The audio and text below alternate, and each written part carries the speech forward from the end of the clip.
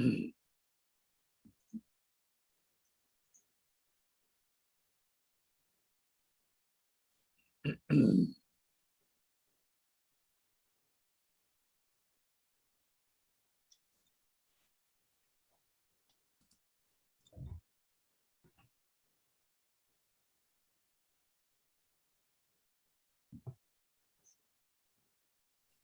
good morning, everyone.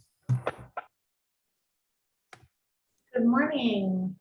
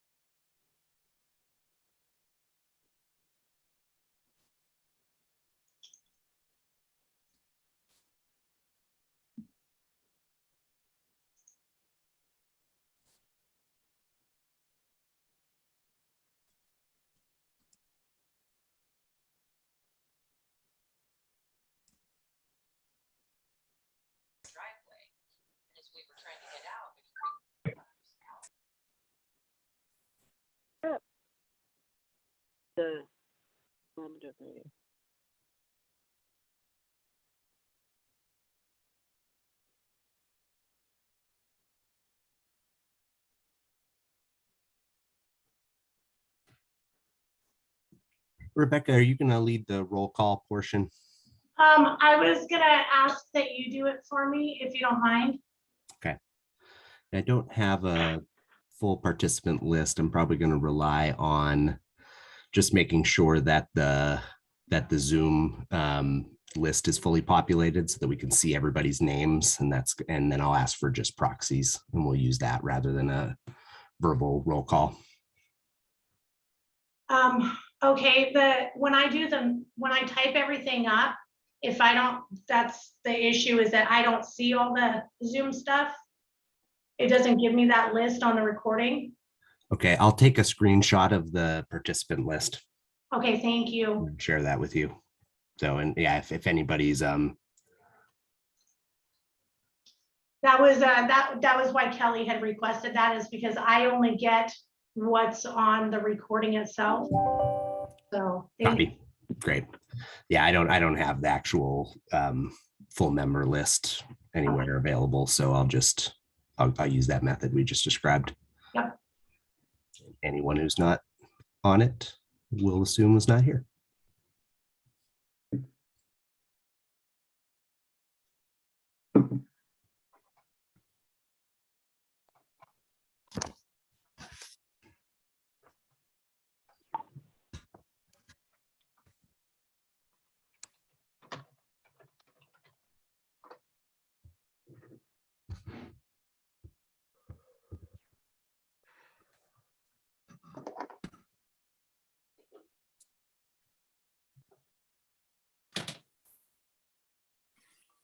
Hey, good morning, everyone. Hey. Hi there. Give people a few minutes to roll in, join the room.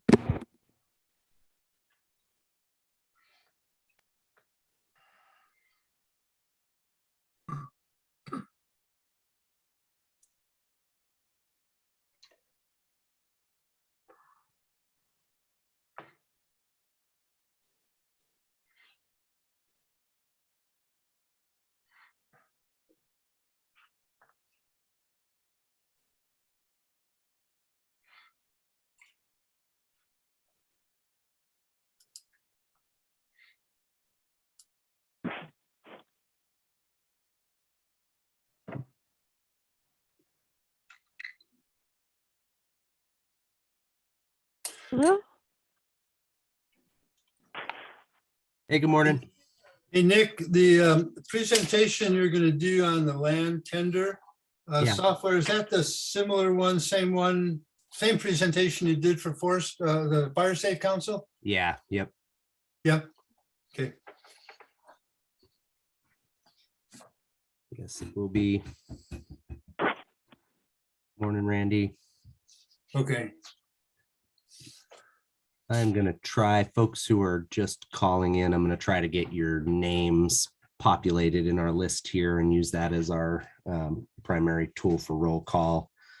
Got a 650 number that ends in 69. Anybody online affiliated with that number?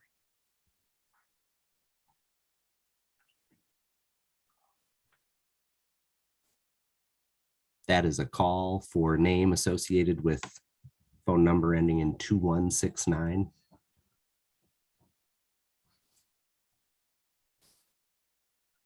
Can you hear me? Yep, can hear you now. Nick, it's Diane Richards and Friends of Peony. I thought my name was on there, but okay. Oh, it's not attached to the phone number, but that's great. Now I know that, yeah, it's both you and Forenza. Thanks. Yeah. And by the way, the audio is really low. Maybe it's my phone, but it seems so low. Okay. Anybody Anyway, else having a hard time hearing me? No. Yeah. Good. Okay, it must be me. Technical difficulties. Okay, thank you. Thank you.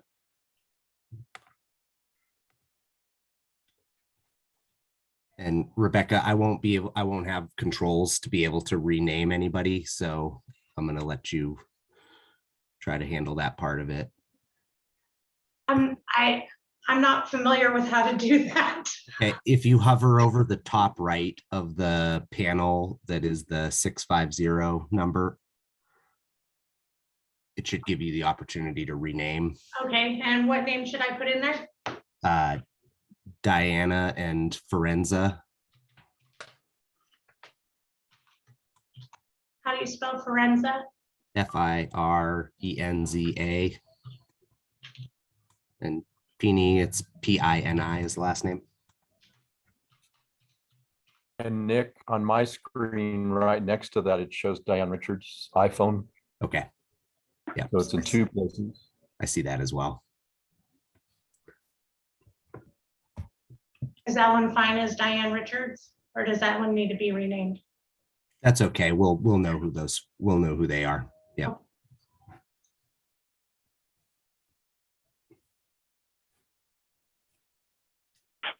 Well, we've got 17 folks now. I'm going to give it a few more minutes because I think we're expecting a few more to join in. But thanks everybody for showing up and holding with us while we wait to get started.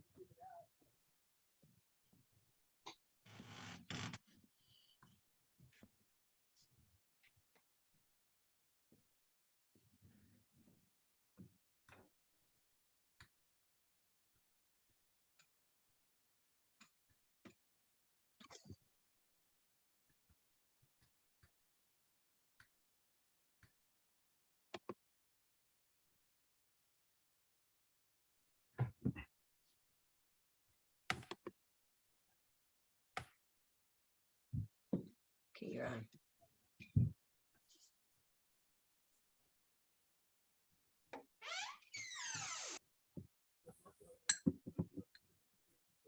Hey.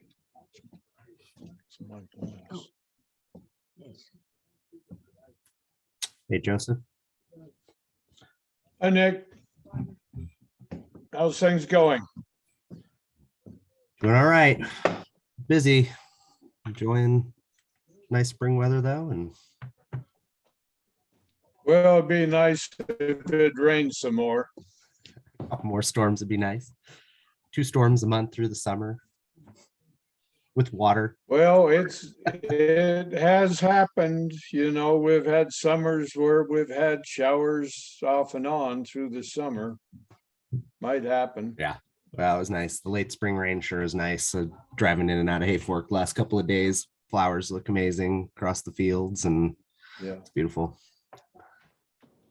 And we're not having to be scared about the red flag warning that's happening today and tomorrow, at least yet. So, Well, it's pretty windy here.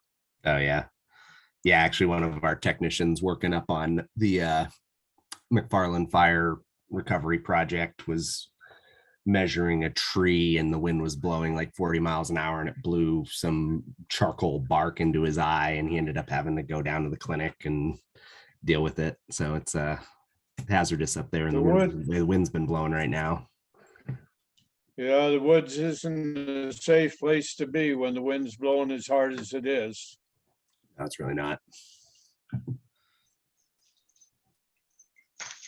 Especially now with so much dead trees in the woods, you know, this drought is just killing trees right and left. We've got a bunch of big pines that are dead or dying, and it's just like really taken off the last couple years in terms of mortality.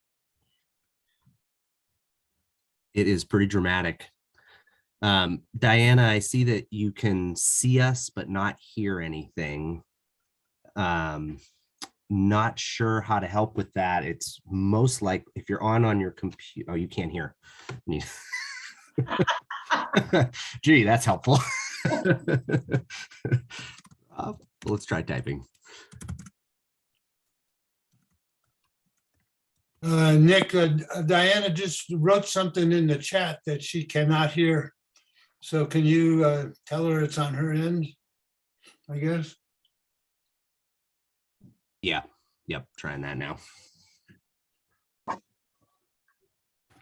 Okay, I'm gonna try and arrange something in a few minutes. Thank you so much. That sound like Diana? That was Diane, I think. Yeah, I'm gonna try and do something else. Thank you. I'm working on it. Okay. Sounds like you could hear us there. Maybe not well, but okay. So Diana and Terry Sheen. Rebecca, you could change that tile if you wanted. They're both collaborative members. That's the blurry tile that says Diana. Rename is Diana and Terry Sheen. Thanks. Okay. Well, we're going to go ahead and get started since we're at 10 past 10. Didn't have the normal fun of actually being in person, getting to visit for the first 10 minutes. So we just muddled through Zoom room strangeness, but thanks everybody for joining in, who's able to join us this morning. As you all saw in the email, both Pat and Kelly were unavailable today, so they asked me to facilitate. Just want to acknowledge at the beginning of this that none of you all asked me to facilitate, so I want to let you know that I'm taking that responsibility seriously, and I'll be careful to take off my facilitator's hat if I'm speaking from either watershed center positions or priorities throughout the meeting. And Nick, yeah, can I ask if anybody's got an update on Tom Waltz? I did not hear from him specifically. As far as COVID, Yes, yeah, he's through it, and his wife got through it too. good. Yeah, lots it's going around. So we've had exposures of various sorts at most of the events that most of my staff have been to out of county in the last 2 weeks. So probably best that we're not in person for today anyway. So I'm gonna run through the roll call here first, and we're gonna do a little modified roll call process since I don't have the full list, member list. What we're gonna do is I'm gonna call for proxies, and anybody who's got proxy votes can bring those forward.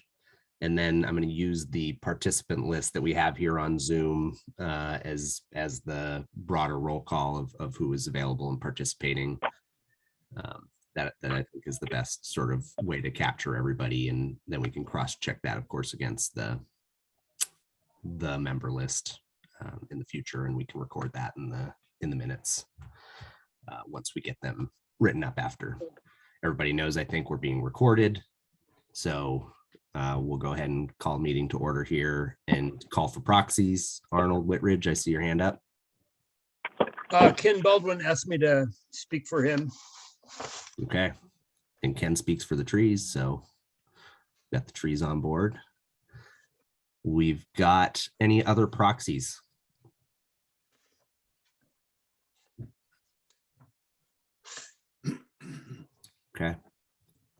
Hearing none. You all, if you're interested in seeing who's participating, of course, there's the main tile board here, but there is a function at the bottom. If you hover below the tiles, that is the participants, you can click on that and it pulls up the full participant list on the right. So you can see everybody who's participating in the meeting in one snapshot. You can minimize that again by just hovering over that participant tile again, if you want to keep the chat as the primary tile that you have to the right there. I'll try to monitor the chat, but if anything comes through that I don't notice that's timely, anyone should just feel free to draw our attention to the chat, because I know some folks have audio problems and can't weigh in actively over the phone. Okay, so I'm gonna just quickly, any call for pressing agenda items, any time sensitive agenda items that you don't see on our published agenda.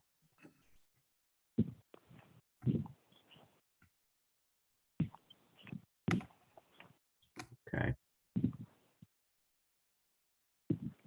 Hearing none. Make a call for public input. Any public members here would like to provide input before we start the main thrust of the agenda? Those dogs are not members. Duly noted. Dogs shall not be counted in a vote. Okay. Well, I will, I'm going to walk through the agenda real quick then, what we do have on for us, and try to make sure that you guys give me 1 second. I want to text our presenter and make sure he's joining in.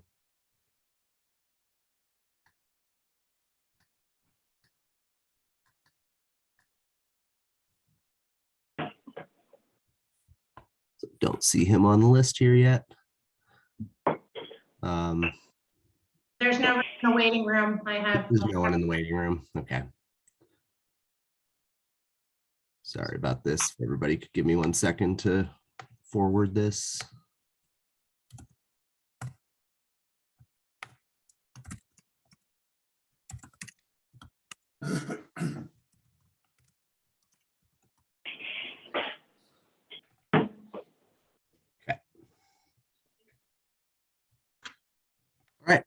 So our agenda today, we're going to start off with a demonstration of a software package. As folks know, and I'll sort of quickly take off my facilitator hat, I occasionally bring to the collaborative group some of the sort of best practices that different sister collaborative groups around the state of California are using to advance their work, whether that's, process design things that they're doing, whether that's ideas about how they're rounding up and describing projects that help them with fundraising, or in this instance, this is sort of geospatial analysis, so tools to help us visualize the landscape. Sorry? Look, gonna come in. Okay. So geospatial tools to help us visualize the landscape and think about trade-offs and alternatives analysis. The tool that we're going to look at today, Land Tender, which is a software suite from a company called Vibrant Planet. I'm really excited about. It's something that we've been exploring, incorporating into future planning processes.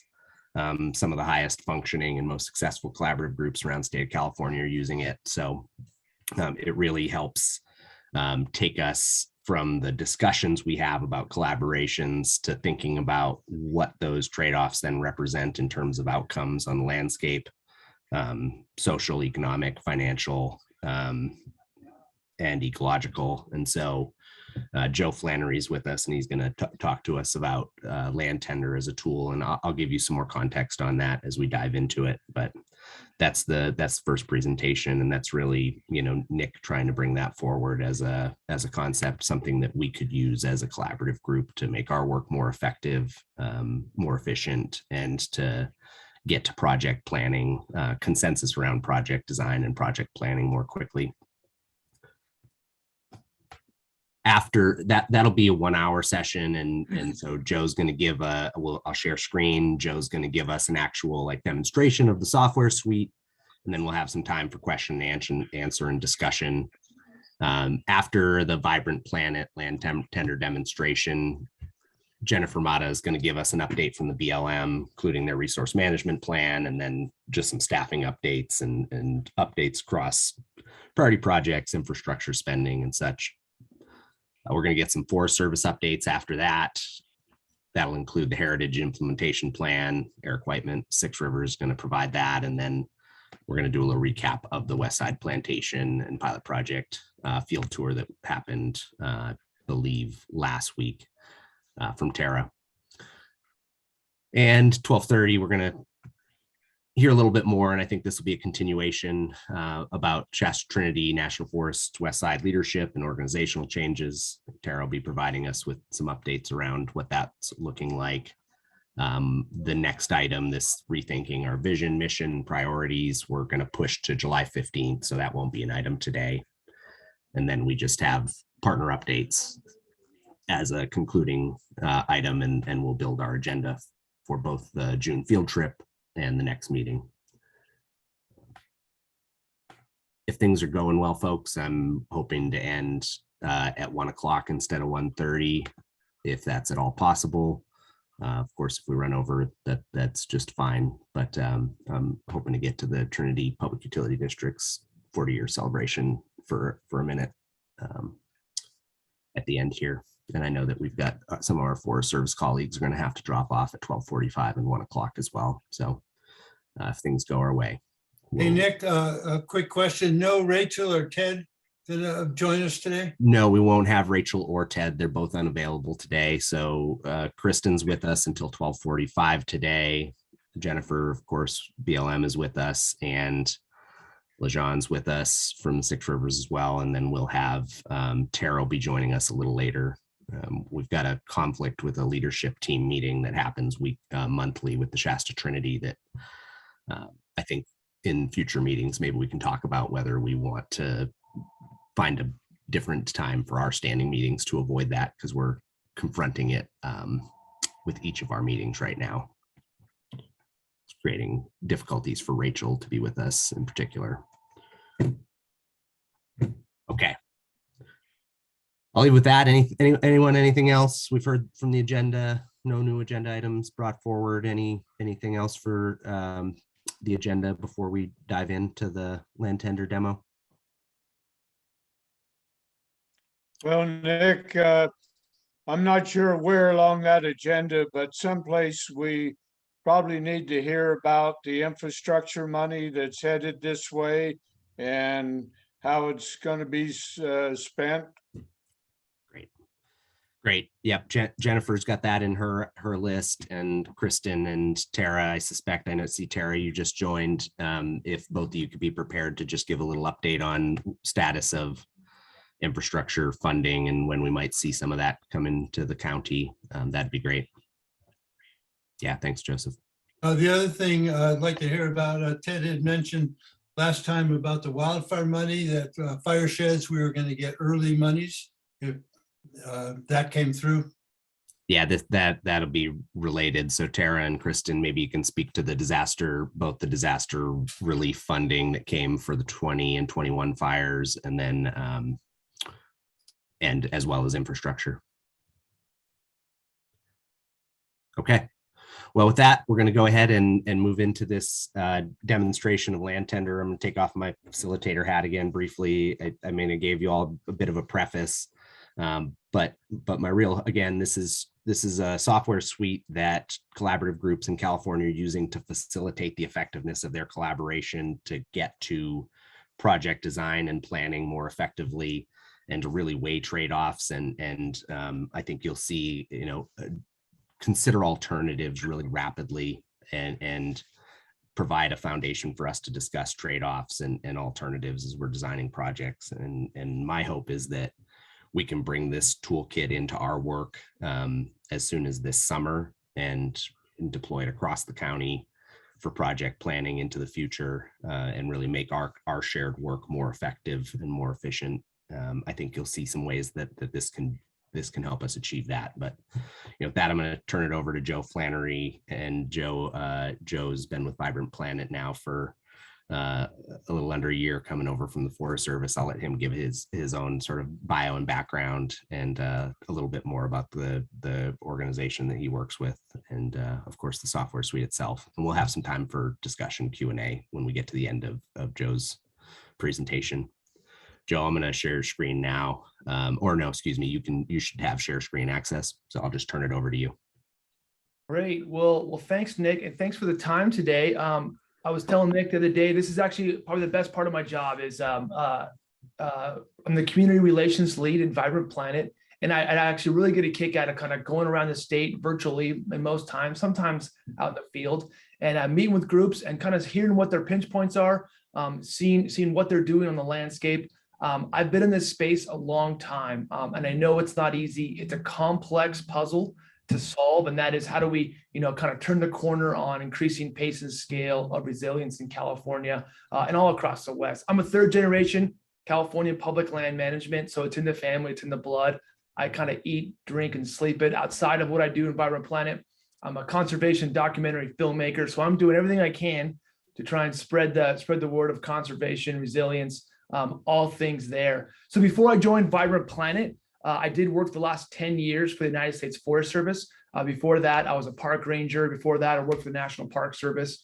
I'm going to jump right in. I'm going to show you guys a little bit about Vibrant Planet, kind of who we are. I'll kind of frame it, kind of how it's Joe Flannery's view of the world, how a tool like Vibrant Planet or other tools and technology can kind of help us increase that pace and scale. And then we'll jump into a demonstration, and we'll go through the software a little bit. And like Nick said, kind of show how we can leverage technology to really help collaborative groups talk amongst one another, how they can be more transparent to the public, how they can spend funds efficiently, effectively, etc.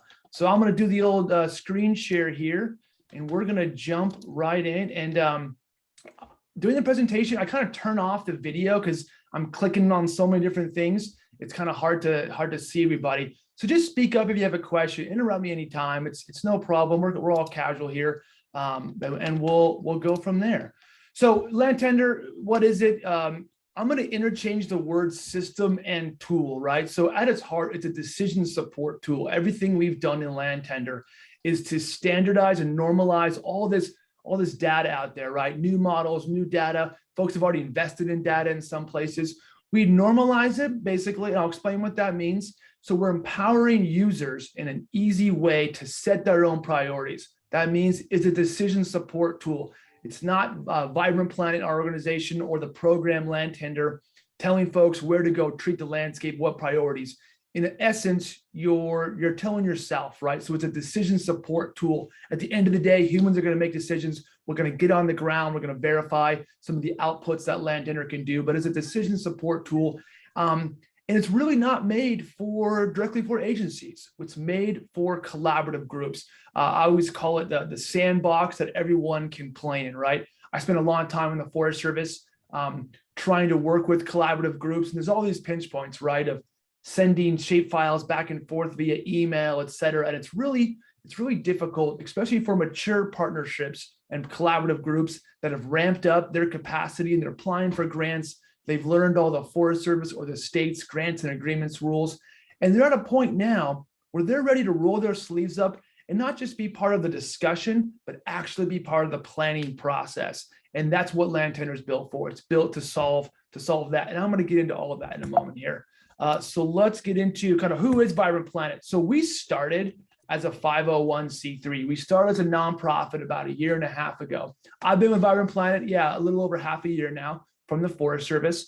And what we found is, like all the tools that are out there that help folks that are developed kind of by scientists for scientists, we realized that to build a tool that can be used by everybody, we have to go to the software engineers that are building software platforms used by everyone, right? So we went to Silicon Valley, did a bunch of talking with folks, tried to steal engineers, software engineers, to build this platform, and we couldn't do it. we had to raise money in a different way and do it kind of outside of a nonprofit system. So actually, I wasn't there at the time, but our leaders decided to become a public benefit corporation. And I want to lead off with that because we're not a nonprofit, we're not a government agency, we're kind of this hybrid. We're basically, I think we have the spirit of a nonprofit with a private fundraising capability of a corporation, but we're a hybrid because we're a public benefit corporation. Those PBCs by law allow me, Joe Flannery, to say mission locked on resilience. I'm protected by law as a public benefit corporation to make decisions based on resilience and helping folks like yourself instead of profits. I can't get fired, legally can't get fired if I make a decision that minimizes profits for potential shareholders in the future, if there ever are any, versus making decisions that helps folks on the ground get work done. So we're kind of an experiment. We're a new hybrid that allowed us to steal a bunch of software engineers to build the cool platform that we're going to see in a little bit. So we call it a mission-locked hybrid structure. Who are we though? We're a bunch of people, right? At its core, we're a science-based organization. You might recognize some names out here. Hugh Safford, who was the chief fire ecologist for all of the Forest Service here in Region 5. He joined us. Some of the brains is Scott Conway. Some of you may have worked with Scott on other projects in the past. While he was with the Forest Service, he was a big proponent of not only leveraging spatial technology and those efficiencies, but really kind of starting on the Tahoe National Forest, 10, 15 years ago, really building out collaborative projects and kind of cutting his teeth on those early stages of how can folks outside the federal system work inside the federal system. We also have a great bunch that I work with. I'm part of what's called the Resilience Group. We have all these, PhDs and forest analytics folks. And really, I kind of view it as like some of the best minds in how to leverage technology, but make it work for science. So all these folks are incorporating the best science. And what we've done then, like I mentioned, we've leveraged all this science and we've leveraged that with all of our software engineers and all these folks, that more PhDs and whatnot coming out of Silicon Valley. And these are the folks that are down there in Silicon Valley or whatever, who actually want to make a difference. They speak about it openly at our meetings. They were tired of spying on our conversations. They're tired of smelling smoke like the rest of us are. They see the loss that's occurring across the state, and they jumped on board to make a difference too. And so, like I said, we're kind of a unique organization with this hybrid of science and tech to go forward and hopefully build some solutions. We also have some folks from the state, policy folks, and then we got our leadership. And our leadership they're really cool, and they're open to exploring new things. At our heart, though, we are a science-based organization. So the program you're going to see, I'm going to be clicking on buttons. It's going to seem like wizardry at first and magic. All it is, it's what we call operationalizing, systemizing the frameworks and the science and the research that the Forest Service and other agencies are already using. It's got Forest Service fingerprints all over it. Most of the scientists that developed the program, like myself, others, we all came from the Forest Service. So really we're incorporating stuff like post-fire restoration framework, that GTR 270 that just came out. At its core, we're really operationalizing GTR 315 right there in the middle, and how risk is assessed against wildfire and other hazards, and a lot of other science and frameworks and research and everything else, especially forces. If you're familiar with forces, Alan Ager, we have an agreement with the Forest Service to bring in Alan's work. We use forces in our system as well. So we're operationalizing all the things that we should be considering anyway. And then the outputs are in this real user-friendly platform, kind of like Facebook or anything else. Here's me in the Forest Service, right? So here's kind of why I joined Vibrant Planet, and also how I see it's moving into the future, and how a tool like Land Tender or other tools in the future can really help us out. So I spent a long time in the Forest Service, different careers, working with partnerships, doing project planning on the ground. I ended in stakeholder engagement and communication. You may have seen a bunch of our fire videos we made during last year's fire season, a lot of outreach.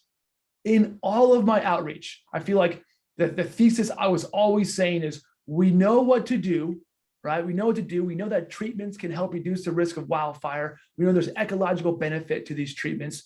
We just need more capacity to increase the pace and scale. Capacity. And we were asking for that for about 10 years.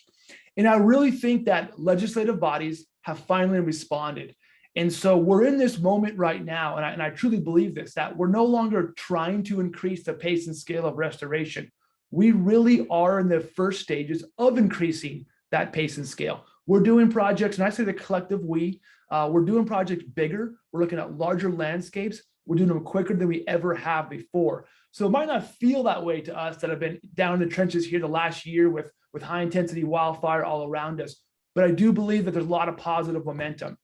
That's going to come with a bunch of new opportunities, but also some new tensions and some new problems, right? So we're at this new moment here. How can we address those? And I'm going to talk about a couple real quick, the way I view it at least, and then we're going to jump into the program and see how maybe Land Tender can help it out.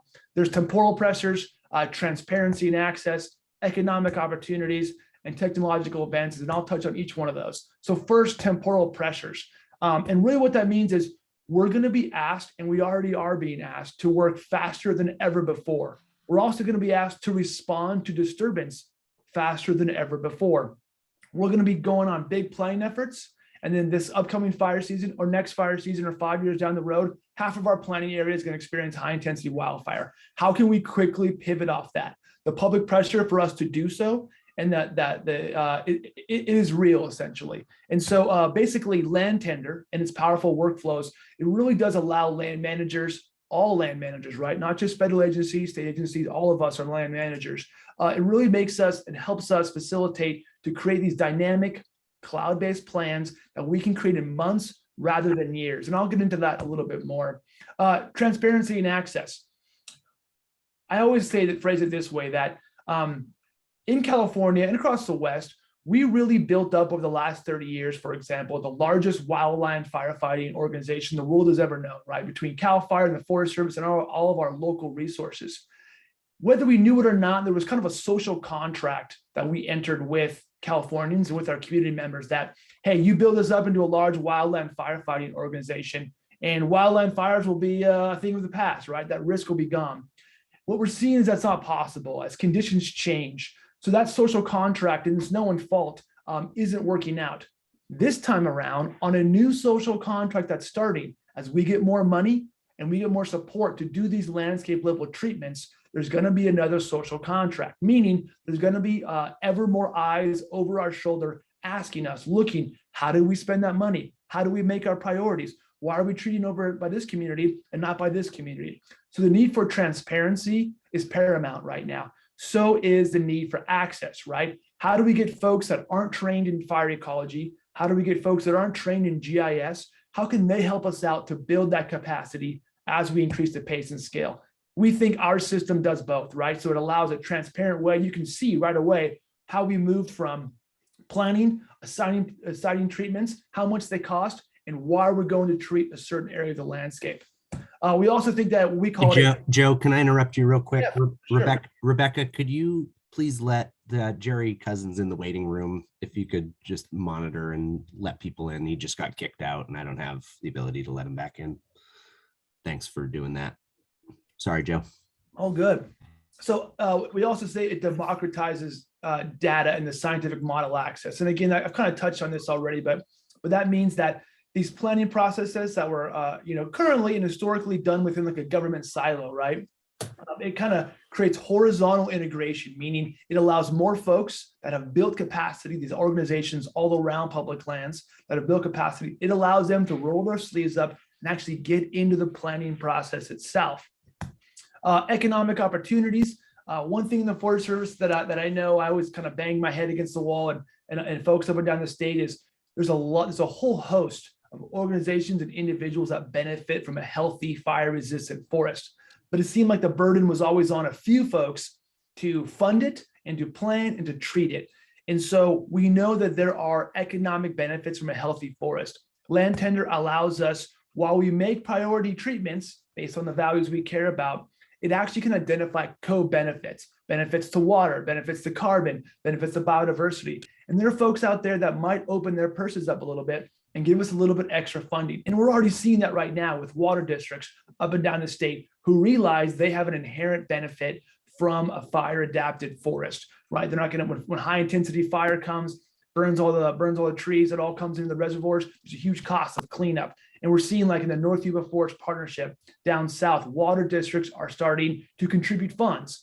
And so in the future, I think the dream would be that as we design these projects, there's a suite, a large breadth of funding sources available, and we're all not competing over the same singular forces that still arrive at legislative bodies, right? The same S&C grants, the same forest health money coming from the Forest Service, the same infrastructure money. Maybe in the future, there's a whole suite, and Land Tender can help us access those funds down the pipe. Last thing I'll say is technology. Right now, we're almost overwhelmed with technology. There's a new hazard map every day. There's a bunch of new data coming out. How can we organize it and make it work for us to make decisions? And that's what our program does. It incorporates any model, data sets, local needs and values, and allows us to organize it, unbiasedly view it, and make our own priorities and decisions. So you'll hear me say this again, but Land Tender is not a data set. We're not another model. We're like a robust decision support tool. We're a system that allows you to capture that data, capture those models, organize it, and help you make decisions. Last thing I want to mention is the North Yuba Landscape Resilience Project. This is the large North Yuba Forest Collaborative project in the North Yuba Fork of the Tahoe National Forest. They were making news about a month ago. They got a bunch of money. This is kind of a project you hang your hat on. I was part of this project. I was in those closed door sessions where they were banging out the framework for analysis. Vibrant Planet was a subcontractor on that. I think I can actually click on this and we can actually go real quick into so here's the proposed action. So if you actually go to the proposed action and you actually look at like their analysis framework right here, how we started, using LiDAR, high resolution data to develop and analyze the proposed action.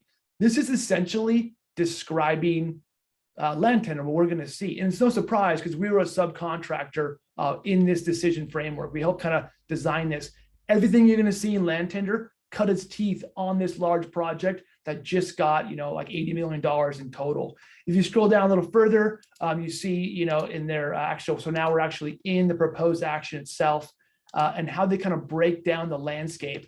You're going to see terms like strategic areas, resources, and assets. And we're going to hear that in the presentation again. That's a Vibrant Planet term. That's an acronym we've made up. So the way that in this project, the way that they prioritize the landscape for treatments has been operationalized in our system. So it's a proven system. It works, and folks are getting we're getting a lot of positive feedback on that process. Last thing I'll say, there's a couple options here, Nick. So we could go with a demonstration that you've seen before, which relies on kind of around that North Yuba Forest partnership. I've also been playing around in our new version of Land Tender. I played around with some buffers around utilities, some biodiversity. We can look at that as well. So I'll leave it up to you, Nick. Which demonstration would you prefer? The North Yuba example works pretty well. I don't have, if there's snippets from the other demo that you think are particularly good for the audience, let you take that. If they're two totally separate, presentations, Joe, I'll just let you make the judgment call as long as they are communicating, some of those key points about helping us do, that sort of alternative prioritization and then alternative assessment, Yeah, for sure. Let's tell you what. So let's do the one about the North Yuba Forest Partnership. So I'm going to say that this is based on a reality, but I've changed the names and I've way oversimplified what happened within this presentation. So I like to tell a little story. It's a little collaborative story, and then we'll jump into the demonstration itself. And so this is happening all over the place, right? This group that we're talking with here, you guys are much further down the road, but there are groups out there across the state that are forming collaboratives right now. And I talk to them all the time, and it's kind of almost fun to see their early growing pains that other groups have experienced a decade before. So hypothetically, our story is a new collaborative has just formed within a pretty large landscape, a 275,000 acre watershed. Why have they formed? Or why is everyone forming right now, all these groups? Here's the North Yuba Partnership, and just to the north, massive fire a couple of years ago. The folks in this watershed haven't experienced wildfire disturbance in a long time, and they're kind of waiting for the other shoe to drop. So let's meet a couple folks. We're going to oversimplify it here. Let's meet a couple folks in this group right here. So first we have the forestry department, right? And these are all actual pictures of Vibrant Planet employees, much to their chagrin. I stick them in presentations and embarrass them. And let's meet Forester Scott with the hypothetical forestry department first. What Forester Scott cares about is forest resilience, carbon sequestration, and water security. He also cares about the work he's already done, right? They've been operating kind of in a silo in this watershed for a number of years. He wants to make sure that that work can be incorporated into land tenure. Now, I'm telling you what they care about, because in the end, that's how we're going to prioritize our treatments. Our system is set up to prioritize treatments based on our individual values, and then we can kind of compare those values and see where the areas of consensus occur. Maybe somebody new to this space, and I've encountered this both on the federal side and the Vibrant Planet side, and that is a county supervisor, not trained in fire ecology, is learning as much as she can right now about fire adapted ecosystems that she lives in and all her constituents live on. But right now, her number one priority is catastrophic wildfire. And everyone in the local community, they're calling her up. Hey, are we doing enough? What can you do to pressure the forestry department a little bit? Are there available funds? Her phone is ringing off the hook. She is diving into this headfirst, into this space for the first time. She's also worried about the recreation-based economy. So even if they can perform, point protection, structure protection, defensible space methods, what about all those vistas and fly fishing areas and snack bars and trailheads and all that money that comes annually into her watershed, into her district that supports that economy? High intensity wildfire, maybe it disrupts that recreation-based economy. And last, in a hypothetical, we have biodiversity, the Biodiversity Foundation. We have biologist Joe. Joe's out there with his dog. He's roaming the wilds. He's finding where all the sensitive species are. He's mapping them. He's been mapping them for years. What Joe cares about and what the foundation cares about are meadows and aspen stands, maybe salmonoid habitat, and Sierra Nevada yellow-legged frog habitat. And again, we're saying what they care about because those are the values that we're going to weigh when we make our decisions. So let's go down the hypothetical route a little bit more. What we do see is when these collaboratives form, a lot of times they want to cut their teeth on a new project. So let's kick them off with an initial project.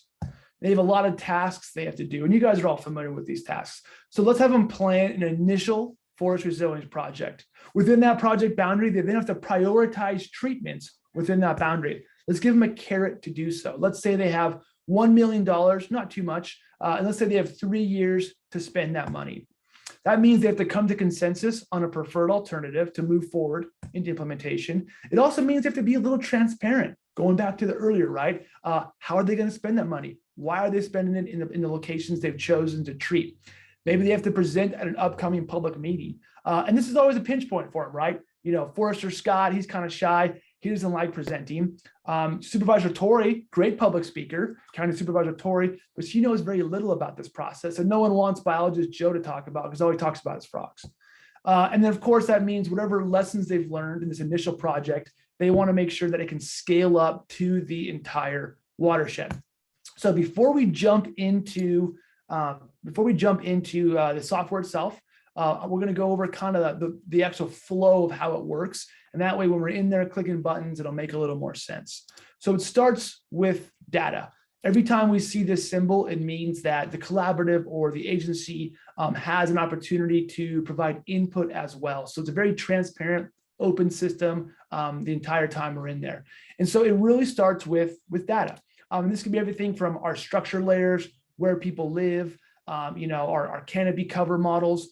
Really what's locally sourced a lot is these bio data sets, the local sensitive species, our meadows, our aspen stands, maybe things that Biodiversity Joe has been out there mapping for the last 10 years. And maybe those are the very values that the Biodiversity Foundation has kind of been, litigating or hounding the forestry department for years. And now they can work together and design projects together. So we then start by taking all of these data sets and all the things that we care about, and we clump them together. We organize them into what we call SARAs. It's an acronym. We saw SARAs in the North Yuba Forest Partnership Proposed Action. SARAs stand for Strategic Areas, Resources, and Assets.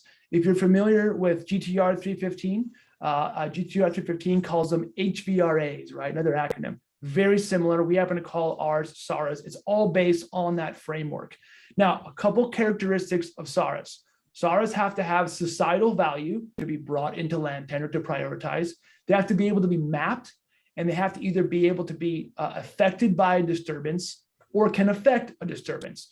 So they can either be burned if we're looking at wildfire, or they can propagate the spread of burning.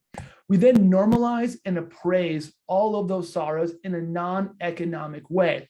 What that allows us to do, it allows us later, as we'll see in a moment here, it allows us to prioritize treatments based on the things that we care about. And we can prioritize treatments against things that have an economic value, like a home, against things that might not have a true economic value, like a meadow or an aspen stand, but have societal value. So our system allows prioritization and the assignment of resources with apples and oranges. It's all in the same system. We then expose all of those SARAs, all the things that we care about, we expose them to our unplanned disturbances. And these are our modeled hazards. Again, we're the vessel. We take in the best models, whatever models you guys recommend for your fire hazard. This landscape that we're going to see actually modeled drought as well. So they were looking at creating resilience against both drought and wildfire, which I thought was kind of cool. So we have values, we have our hazard, and that's risk, right? Risk is values exposed to hazard. And so we create a risk map. And here's where we go well above and beyond a risk map. We then expose all those things we care about that have societal value. We expose them to our likely treatments on the landscape. When we expose them to our likely treatments, our planned disturbances, that's going to give us what we call the RROI. It's the restorative return on investment. That ROI is a combination of not just avoided loss from our unplanned disturbances, from our modeled hazards, it's also our ecological benefit of restoration. So two things, avoided loss and the ecological benefit of treating. That's our restorative return on investment. If you maximize your restorative return on investment, you're essentially setting your priorities. It's the best places to spend our dollars on treatment to get the return of the things that we care about. And we'll show you more in a moment here. We then package that all up into a stewardship atlas and we hand it off to you folks. And now you're actually in land tender with all this pre-work being done. So all this data has been unbiasedly normalized to give you the power to set your own priorities by pulling on some levers that we're going to show you, which of course leads to project implementation and handoff. And the best part is we can do an annual update. We can rerun our hazard models as conditions in the field change. And of course, if we have unplanned disturbance halfway through our 10-year strategy, we can simply just rebuild the stewardship atlas based upon those unplanned disturbances. So really, it's a dynamic living plan as opposed to a plan maybe that is written down. It's a paper-based plan. We see unplanned disturbance, you throw it in the trash can and start over. Ours is living and can adapt accordingly. All right. That was about a mouthful. That's the framework. Let's actually get in land tender and let's actually play around a little bit. All right, so we're looking at the software here. This is the platform. In theory, everybody, let me move something around here so I can see a little better. So in the platform, everybody will have the same access and everyone's looking at the same thing. So to start off, we're going to go to a planning area. We're going to create a new planning area. We're going to look at the Yuba area today. And again, this is all real data. This is based on the North Yuba Forest Partnership. So this is this turquoise boundary. It's about 275,000 acres. This is the Stewardship Atlas boundary, that deliverable that Vibrant Planet gives to a collaborative. Everything within this boundary has been normalized and appraised. Risk has been assessed. The ROI is already embedded and allows us to start making scenarios and to start planning for resilience. So let's look at and how we actually start that. Remember, our group has to create an initial planning area and spend that $1 million. So where do we start? Well, a group you can upload a shapefile for a planning area. You can grab this drawing tool. You can, draw a square. That could be our planning area. It's asking me right now to add a distinct area. I can actually add an area with inside of this that has different values, and we can get really, really complex really quickly. For the sake of the demo today, I've already built a planning area. It's not very scientific, but it works well to talk about in a half hour. And that is a rectangle around the town of Downeyville. So let's say that our group here, my internet's a little slow today. Let's say our group has decided, hey, this arbitrary rectangle around the town of Downeyville, this is going to be our planning area. This is where our collaborative is going to cut its teeth, work together, come to consensus to spend that $1 million over 3 years. The first thing we look at I like to show folks are all of those SARAs, all those strategic areas, resources, and assets. And I can turn some on. I can turn on my vegetation layers. I turn on my legend. So now I see, meadows, our large tree groves, things that Forester Scott cares about, maybe the meadows, biodiversity Joe cares about. We can see our wildlife habitat. If I zoom out, I can see, big blobs of Sierra Nevada yellow-legged frog, critical habitat. Maybe we turn on our assets and we can turn on our structures. I'm going to zoom back in a little bit. Now we see all the homes, all those folks that are voting for County Supervisor Tory and are worried about wildfire. Maybe our utility infrastructure, maybe our recreation layers, all these trails and trailheads and the places people are visiting to spend money in this community. So the idea here is that there are a lot of values within this landscape. Maybe there's 5, 10, 100. I can keep clicking. I think in here there's like 86 SARAs or something like that. What we've done for the ease of the user, for y'all to make priorities decisions a little bit quicker, a little bit easier, is we've taken all those SARAs and we've organized them and we've spread them across the 10 resilience pillars.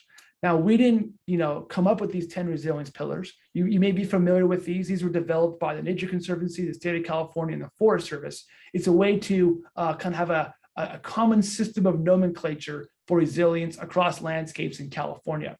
What that means is we've taken all those SARAs. Think of these as buckets that have several SARAs within them. I can turn on biodiversity conservation, for example, and I see my legend. It's a value-based heat map, meaning all the areas in the darker yellow have the higher value for all of the SARAs that make up biodiversity conservation. Now, what are those SARAs? At any time, we have a manual. We're not black boxing at all. We're as transparent as you can get. We have to be, right? We're working in a public transparency framework, NEPA and CEQA, our public disclosure acts. And so you can click anytime. See, we were looking at biodiversity. So what makes up in this landscape biodiversity conservation? Let's see, this landscape chose in their bucket of biodiversity conservation that they're going to use to make priorities. It's meadows and fens, large tree groves, plantations, aspen stands, frog habitat, etc. So at any time, you can always access this manual. In your group, you may have different biodiversity SARAs that make up that big bucket of biodiversity conservation. All right, so I'm going to move a little quicker here. Let's turn that off. Last thing I'll show you, well, actually 2 more things. We also here have our modeled hazards. This landscape, like I mentioned before, they chose to model fire. They chose to model drought. Hey, what's the fire model? I can click again. I can click to the manual. I can see the model. I can see who ran it. I can see the parameters. I think this was ran at the 97th weather. So it's a pretty good model for Downeyville. And the last thing we'll show you then, if I go back down to my economics and I click on cumulative, I've essentially just turned on all of the SARAs across our planning area. The areas in dark purple have the highest value, meaning there's the most overlap of all of the SARAs. I'm going to turn that off. And if I turn on risk and then turn on cumulative again, I've just exposed all of my SARAs, all of the things my collaborative group cares about. I've just exposed them to our modeled hazards. And, boom, we have our risk map. And now, if I had this even 10 years ago in the Forest Service, I would have been thrilled. But here's where we're going to go way above and beyond the general risk map. Let's actually start mitigating that risk. So we're going to start scenario planning. And how we start scenario planning is we get to weigh our objectives. So let's put on, of our 3 folks we met, let's put on our Forester Scott hat, right? We said that Forester Scott cares about forest resilience. We said Forester Scott cares about carbon sequestration, a lot of grants these days. We're talking about carbon. The new administration cares about carbon a lot. And let's say water security, because the local water district is willing to give some funds. What I'm doing here is I am telling land tender to weigh these pillars more than others. I'm instructing the program based on my values to create treatments to maximize the restorative return on investment for a blending of the 3 values that I weigh much higher. And I'm being arbitrary here. It's a 1 through 5 scale, and I'm putting it all the way to a 5. So it's almost off the charts how much I care about these 3 things. Now I'm going to click generate scenario.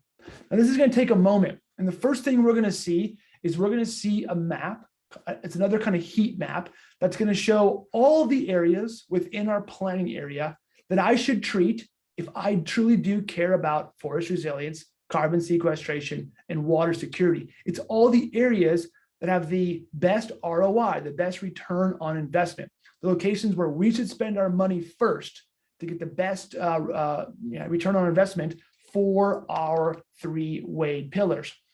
And that's what we see here. We see a lot of yellow. The yellow has the highest impact, right? So I'd rather spend $1 on treatment in the yellow as opposed to $1 in treatment of the purple or the black or the orange or anything else. Now, this is fairly helpful. This kind of, we're starting to zoom in on priorities here, but let's take it a step further. Let's actually constrain it. And remember, first I have to save it. I'm going to call it, plan. I'm going to save it. And so again, let's actually constrain it. And if we already have a constraint. We had that carrot that we dangle for our collaborative group. And let's see, they had $1 million to spend over 3 years, which means let's take that $1 million, let's just divide it into thirds. So we're going to spend, I don't know, a third of $1 million every year. Totally arbitrary again. We're just trying to come up with a way to optimize this. And I'm going to click optimize scenario. Now, right now, there's some pretty high powered computation going on in the background. This is where we're calling on the forces system. And I don't know if you guys have had Alan Hager come out and run forces for this group. What Alan's team can run in several weeks, we're going to run in about 4 minutes right here. And this is why Alan wants to work with us and why we initiated a cooperative agreement with the Forest Service to use forces, because we can do it in about 4 minutes with that great software engineers. I'm not going to let it spin here for 4 minutes and just twiddle my thumbs. I'm going to click over. I've already built this scenario. So at the end of those 4 minutes, here's what pops up. We have our planning area, and we have 3 projects. 3 projects. They're actually ordered in temporally sequential, right? So this red area was spit out by land tender as the first project to go to. This is like the cream of the crop.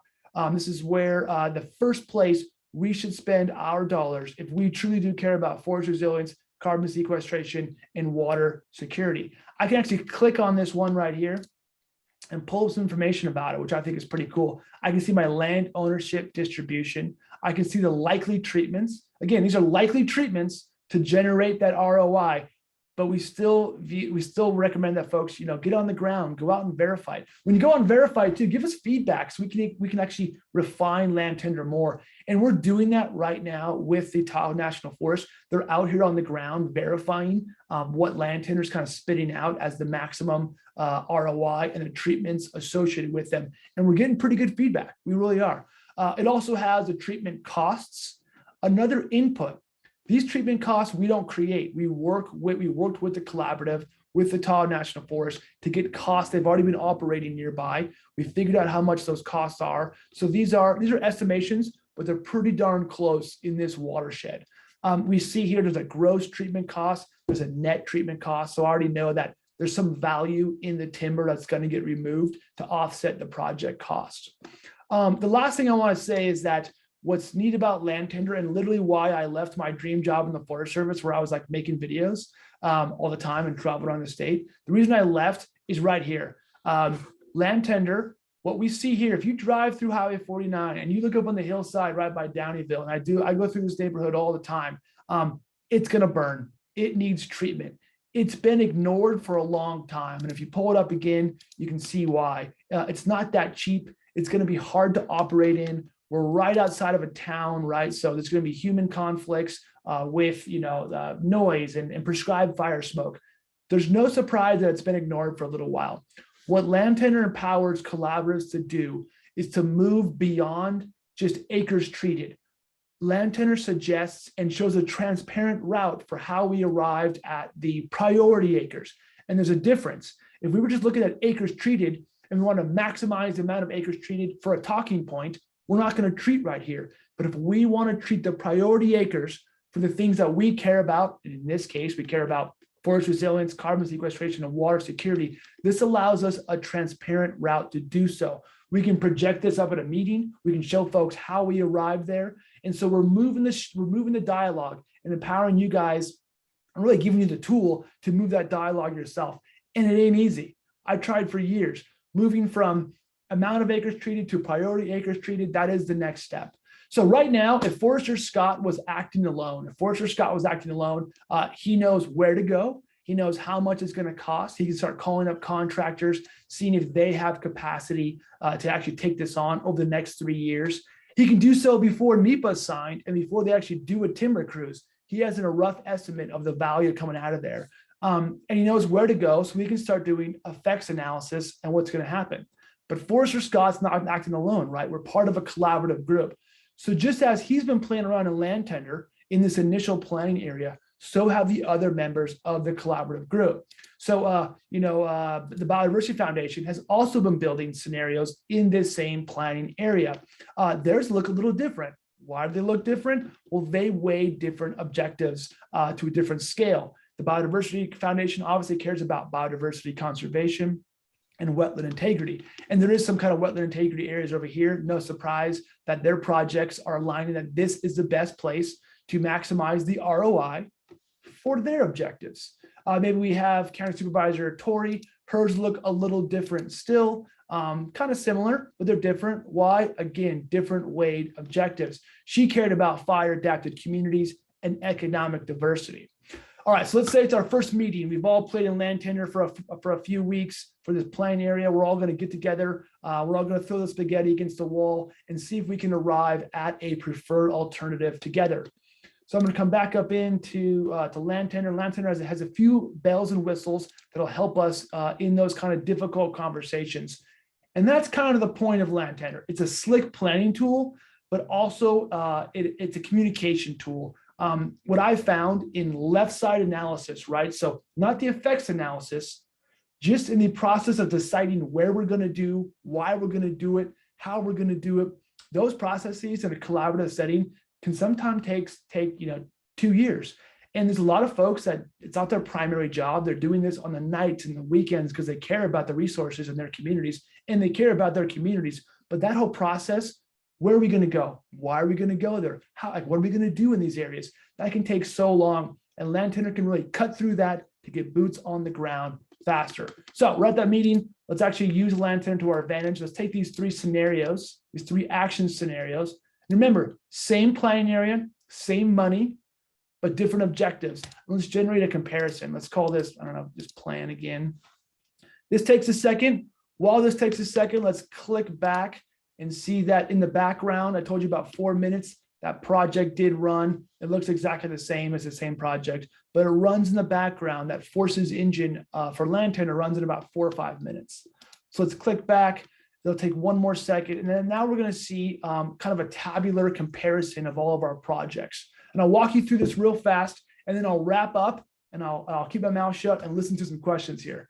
So the first thing we're going to see is that our 3 action scenarios, really they could be called alternatives. So we're starting to build out a range of alternatives possibly, but they're all compared to no action.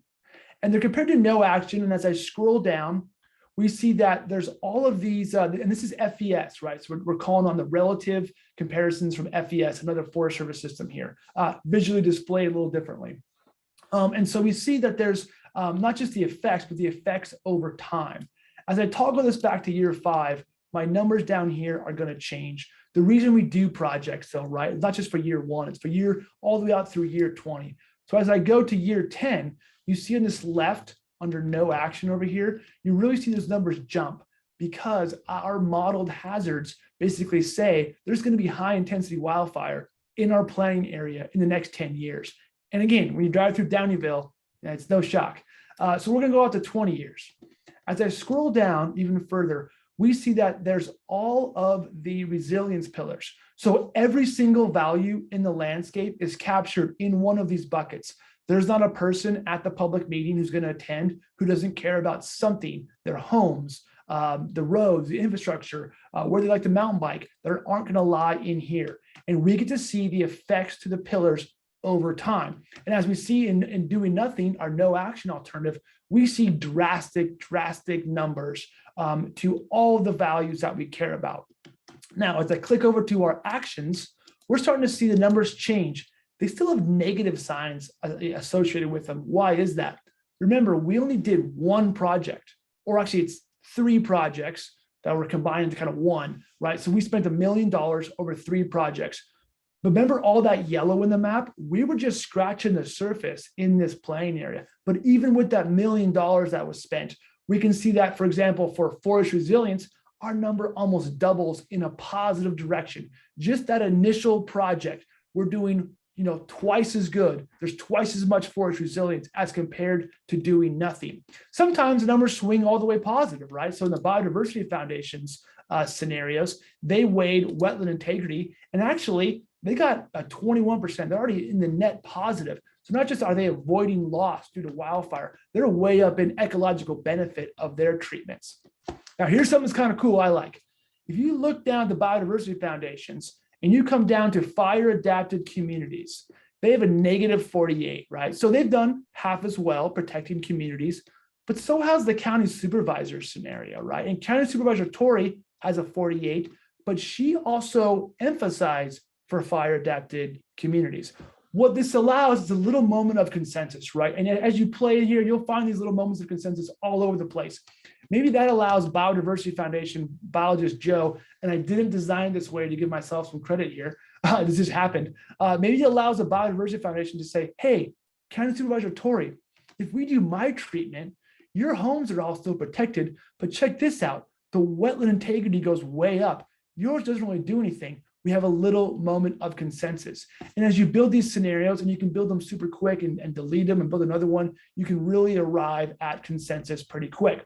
Last thing I'll show you is, let's say maybe we still can't arrive at consensus, right? We're still struggling a little bit. What I can do here is I can actually click this View Spatial Comparison button, and I can actually zoom in on those 3 scenarios. And as indicated by the dark blue, these are the areas of complete consensus on the landscape, meaning no matter who you are, if you're Forester Scott, right, with his priorities, or County Supervisor Torrey, or the Biodiversity Foundation, you can at least all agree that these areas in blue should be treated. And we can actually come down here, we can click on this button and bring that forward as its own standalone scenario. And of course, we can download all these as shapefiles, plug them right back into ArcGIS or whatever system we want to use, and we can go along with our effects analysis that way. We can hand it off to our biologist to go survey. We can say, all right, this area in blue here, this is going to have X treatment in this Y polygon. Go out there, do the effects analysis, and we're cutting down the time it takes from initial thoughts of a plan and initial reception of $1 million to getting boots out on the ground even quicker. Let's just jump in one more time. Let's check in our group. Let's see if they accomplished some of their tasks. Were they able to plan an initial forest resilience project and prioritize treatments within that project? Yeah, they were. Were they able to spend their money? Yeah, they maximized the money. And not only did they maximize the money on acres treated, they did it for priority acres treated. They have a great head start on NEPA. They were able to come to consensus on a preferred alternative. They have a transparent way of describing how they got to that point. They can literally project land tender up at the wall at a public meeting. That's what the Tahoe National Forest is going to do shortly here, and to gain transparency and get that key stakeholder buy-in. And we were zoomed in on a small area. That was like 40,000 acres or something like that, right around Downeyville. But can it scale to the entire landscape? Super easy. In fact, our system is designed to scale all the way to the statewide level. We're talking with SNC right now, the state of California. How can we do what we just did across the entire state? So I will stop there. I'm going to show you one more thing now. So what we were looking at in land tender was land tender version 1.0. Just so you know, we have already built land tender version 2.0. And land tender version 2.0, it looks a little different. I'm just going to sneak peek, show you guys real quick. I just played with it in the first time yesterday. It just came out. So it's going to look a little differently. What's neat about land tender 2.0, it allows us, so this is our playing area. This big outline here. This is the middle Truckee watershed. So this is like 300,000 acres. I was able to draw in like 5 minutes a buffer around all of the utility, right? So I can actually turn on my utilities, my ingress, egress, and maybe my transportation. There's a railroad that comes through. I was able to draw buffers around all those super quick. And then I can go forward and I can do all those levers, how I weigh my objectives. I can weigh them inside the buffers, outside the buffers. I can compare the two. And so version 2.0 allows even a little bit more adaptability spatially to then run all those same comparisons. So, and then the neat thing too is, I'll just show you one more thing here. One more thing in Land Tender 2.0. So if I go in here again, just to show you guys one more time. And by the time Nick, if Nick and the watershed group is successful in their SNC grant, they're going to get 2.0. And what's neat about 2.0 is that I get to turn on. So again, I've created these buffers already. These are called distinct management areas within my large plain area. So I can actually turn on my SARAs, the things I care about, the things that I've mapped, and I can look at them, right? So critical access routes, I'm turning them on and off. They're blinking on and off. Maybe utilities, right? So you can see that a lot of the utilities, again, I drew this yesterday, a lot of the utilities lie within here. So then what I can do is as I'm overlapping those zones, I can say, I want to prioritize, assets. And it actually does it kind of live. I want to prioritize, oops, hold on, let me back up here.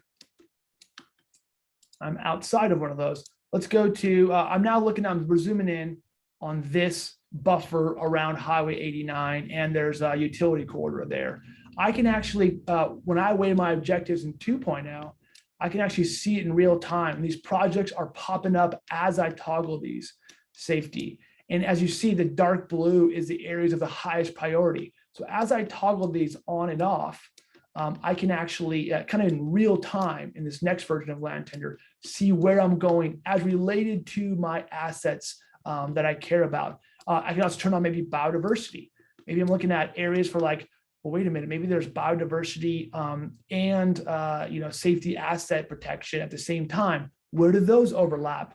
And so if I were to zoom out on this landscape, just me messing around yesterday, in literally like 45 minutes, I was able to come up with like 10 different comparisons of treating for egress and utilities inside the corridors, treating for them outside the corridors, treating for biodiversity only outside, biodiversity outside and inside.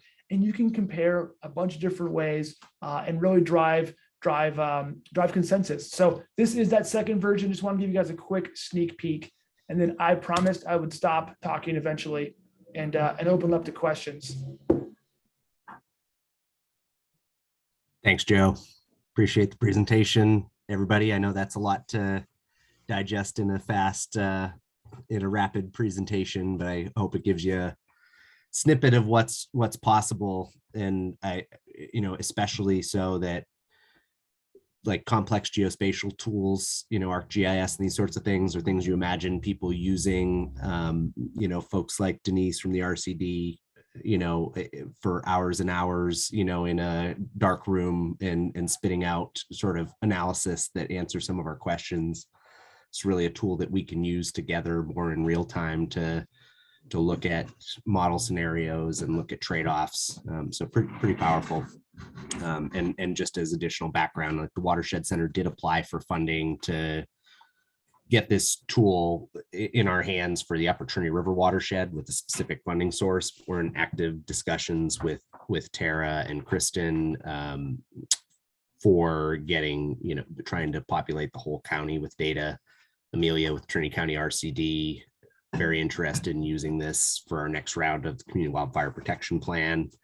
So my goal would be to sort of get this in our hands sooner than that. That's a 2025 revision. My goal is really to get this in our hands sooner and use it for the next generation of project planning, in partnership with Forest Service, in partnership with BLM, as soon as this summer. So just gives you an idea of the flight path, at least, I'm trying to work on and the RCD is working on, and we're trying to pursue with the Forest Service as well. And of course, BLM want to bring you in the fold. So we've used all the time we had on the agenda for this, but if there's a small handful of questions here, take another 10 or 15 minutes, love to do that. And I guess if we have a broader discussion we want to have on this as the collaborative group, we can also agendize that for future meetings. And I know Joe's always willing to, avail himself and the Vibrant Planet team to help us. And just to add to what Nick was saying, I don't know ArcGIS. I like made a point of not learning it so that it wasn't another task I had to do when I was in the Forest Service. So coming from a person that doesn't know it, I can jump in and I can create a project and create priorities. And I taught myself how to use the system in like 4 minutes. Like it's pretty intuitive.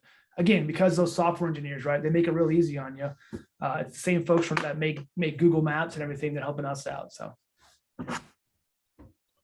Yeah, folks, any reactions or questions?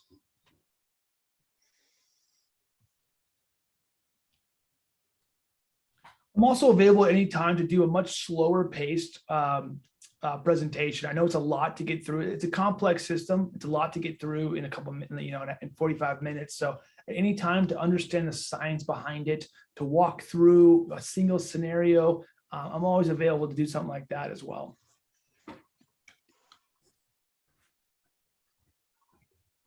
Yeah, and certainly if we start using this as a collaborative group, there'll be, there's basically a technical assistance component to the work we do where Vibrant Planet folks are helping us, get our feet under us and really walk through this and making sure we're not letting it be just a black box. I think the transparency component of it is just super important, and it's all available right there for us to access. So it's just a matter of getting up to speed with use. So, Yeah, Arnold. so could you give a little explanation of how much it costs, and if you sign up, is it permanent? Is it monthly subscription, annual subscription? Do you have access to updates? Do you have access to support? What are the kind of arrangements that are possible? No, great question. So the cost varies, of course. I'm not avoiding your question at all. It varies by the size of the landscape and the complexity. So it's not just like a per acre thing. It's complexity, meaning the more people in the watershed, generally, it's going to be more expensive.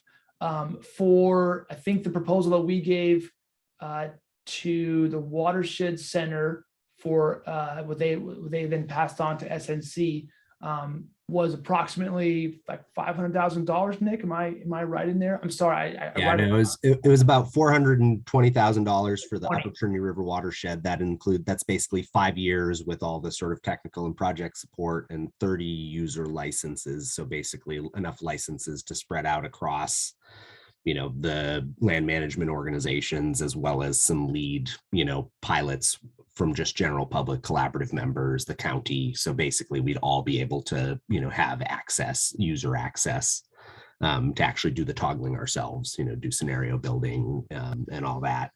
And then it includes updates. It includes updates based on if we have large wildfire, you have to rebuild, the base data that underlies it. So it includes that component too. It comes with like a lot of tutorials on the front end as well.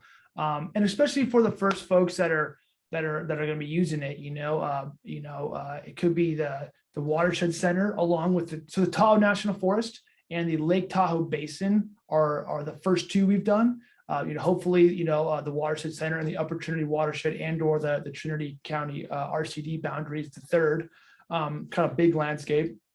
And yeah, for those early groups, we want as much feedback as possible as well. We want to make the tool as best as it can be.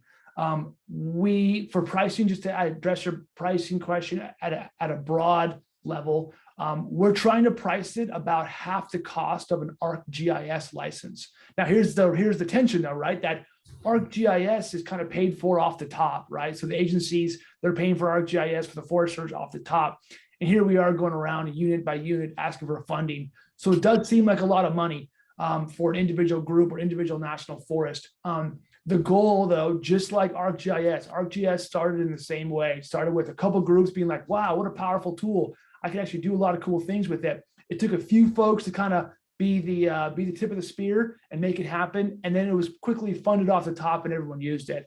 And so we're not trying to compete with ArcGIS. It's a fantastic tool. And in fact, it's kind of ArcGIS can feed Lantern, Lantern can feed back into it. But that's kind of the model, right? The idea that there's a few folks who are going to be on the tip of the spear that we're working with right now. And then I think with that feedback in the future, hopefully it's part of the larger agency's decision-making processes moving forward, and we're not going to go collaborative to collaborative. And it comes with a whole suite of support, like Nick said as well. Yeah, and I think, essentially what we've done, and this was part of really the strategy, is that Sierra Nevada Conservancy grant for the Upper Trinity River watershed basically covers 75% of the cost for the entire county. So we need to raise another, $240,000 basically that gets the entire county covered, all lands, National Forest System, private, BLM,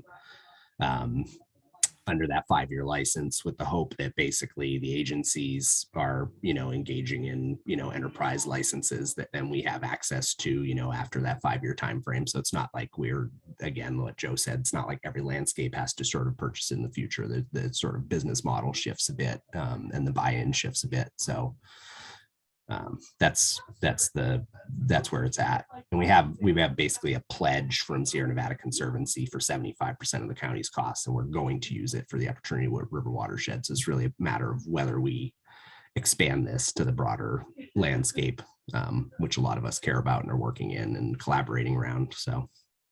And can curious people find a little demo or tutorial right now on the Vibrant Planet website or someplace like that? Yeah, there's this whole series of videos. Tell you what, I'll grab a couple. I'll send them to Nick if he wants to send them out. Absolutely, yeah. There's some videos you can watch on it at our website. Good. I'm trying to think how to explain the fast talking presentation to Ken Baldwin when I can't even write half as fast as you can talk.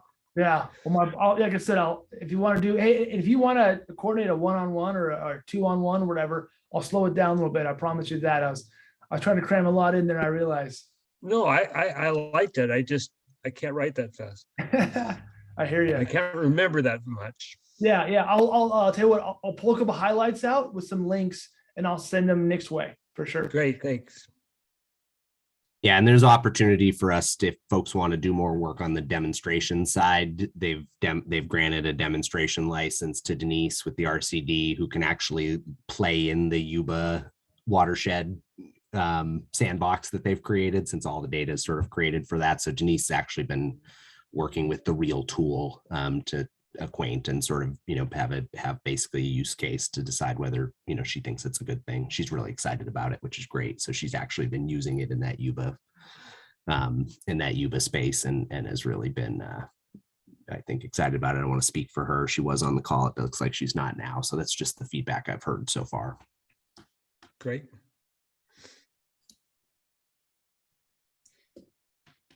Any other questions or response to utility of this, collaborative members in particular, folks who would be privy to and using this?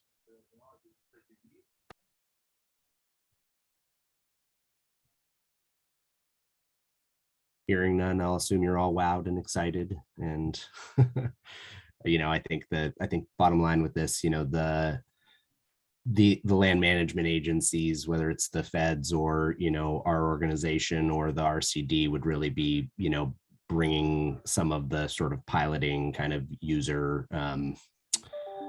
the use, the development of scenarios, in work groups with you all. So it's not like everybody has to sort of do this themselves, but you can sort of get the sense that, in a work group, you can build a scenario in real time.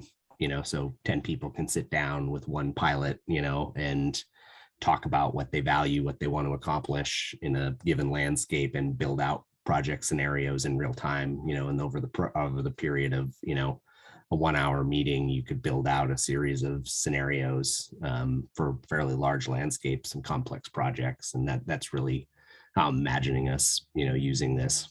So not just sort of sitting in our own computers, which we certainly can do as well in developing our own scenarios, but trying to actually develop some collective scenarios. So, and think about the trade-offs and have some really, I think, more effective discussion around what those trade-offs are, to get to consensus proposed actions quicker. Okay. Well, Joe, really appreciate your time. Thank you for that. And be continuing to follow up with you and as well as the Forest Service leadership that we're discussing sort of how to structure this the actual funding and licensing around. So take us a little bit of time, but I'm really hoping that back to the collaborative group, I'm hoping we're using this together this summer when we start to think about that next generation of projects. We're sort of doing fire recovery projects. We're working on older legacy projects that we've designed together in the past. But there's obviously a new generation of kind of project ideas that are sort of twinkles in our eye right now, whether it's the agency leaders or collaborative members. And I think this is the way that we can have that facilitated, transparent, and really sophisticated conversation around what it is we do next. And so, okay. Thank you. Y'all have a great Thank week. you. Thank you. Yeah. Well, thanks everybody for that time.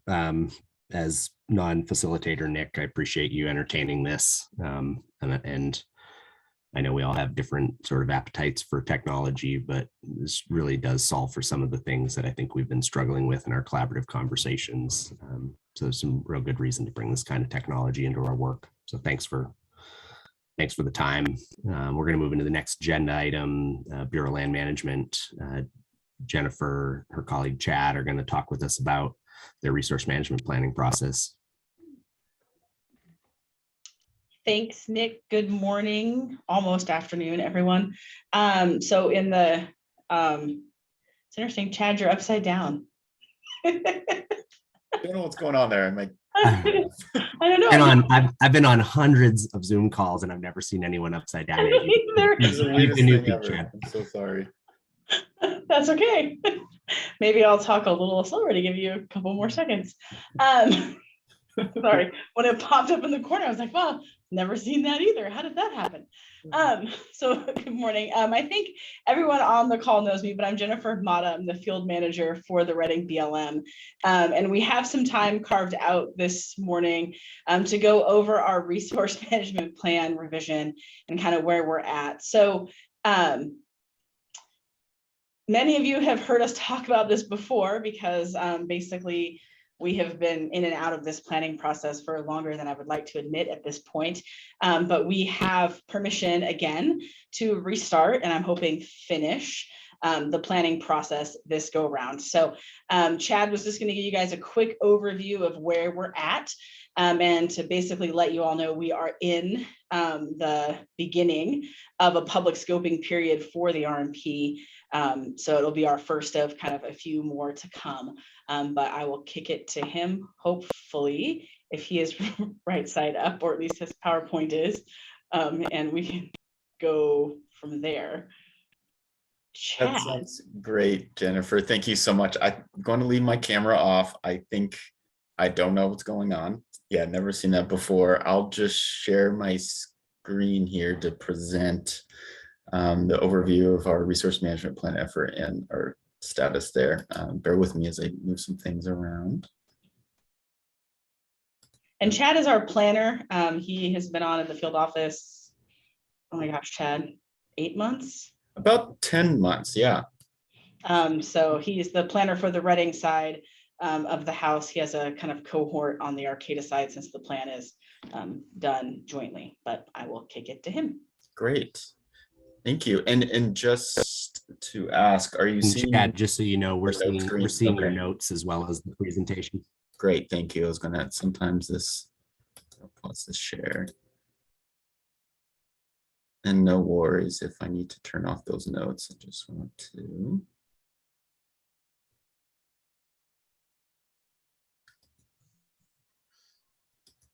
All sorts of Zoom issues on my end for some reason. It's Friday. Yeah, I'm sorry. Let's see. Maybe if I'll switch to this screen 1 moment and share it again.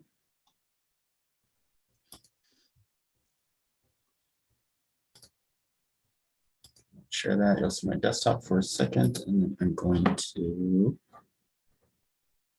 do this. Nope.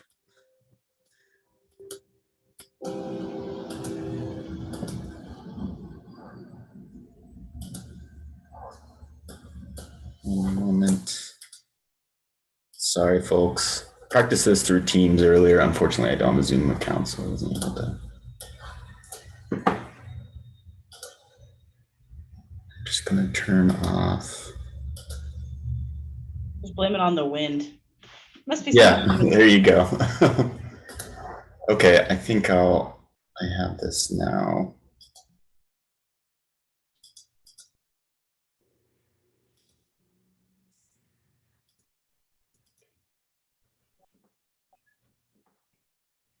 Hey, look at that.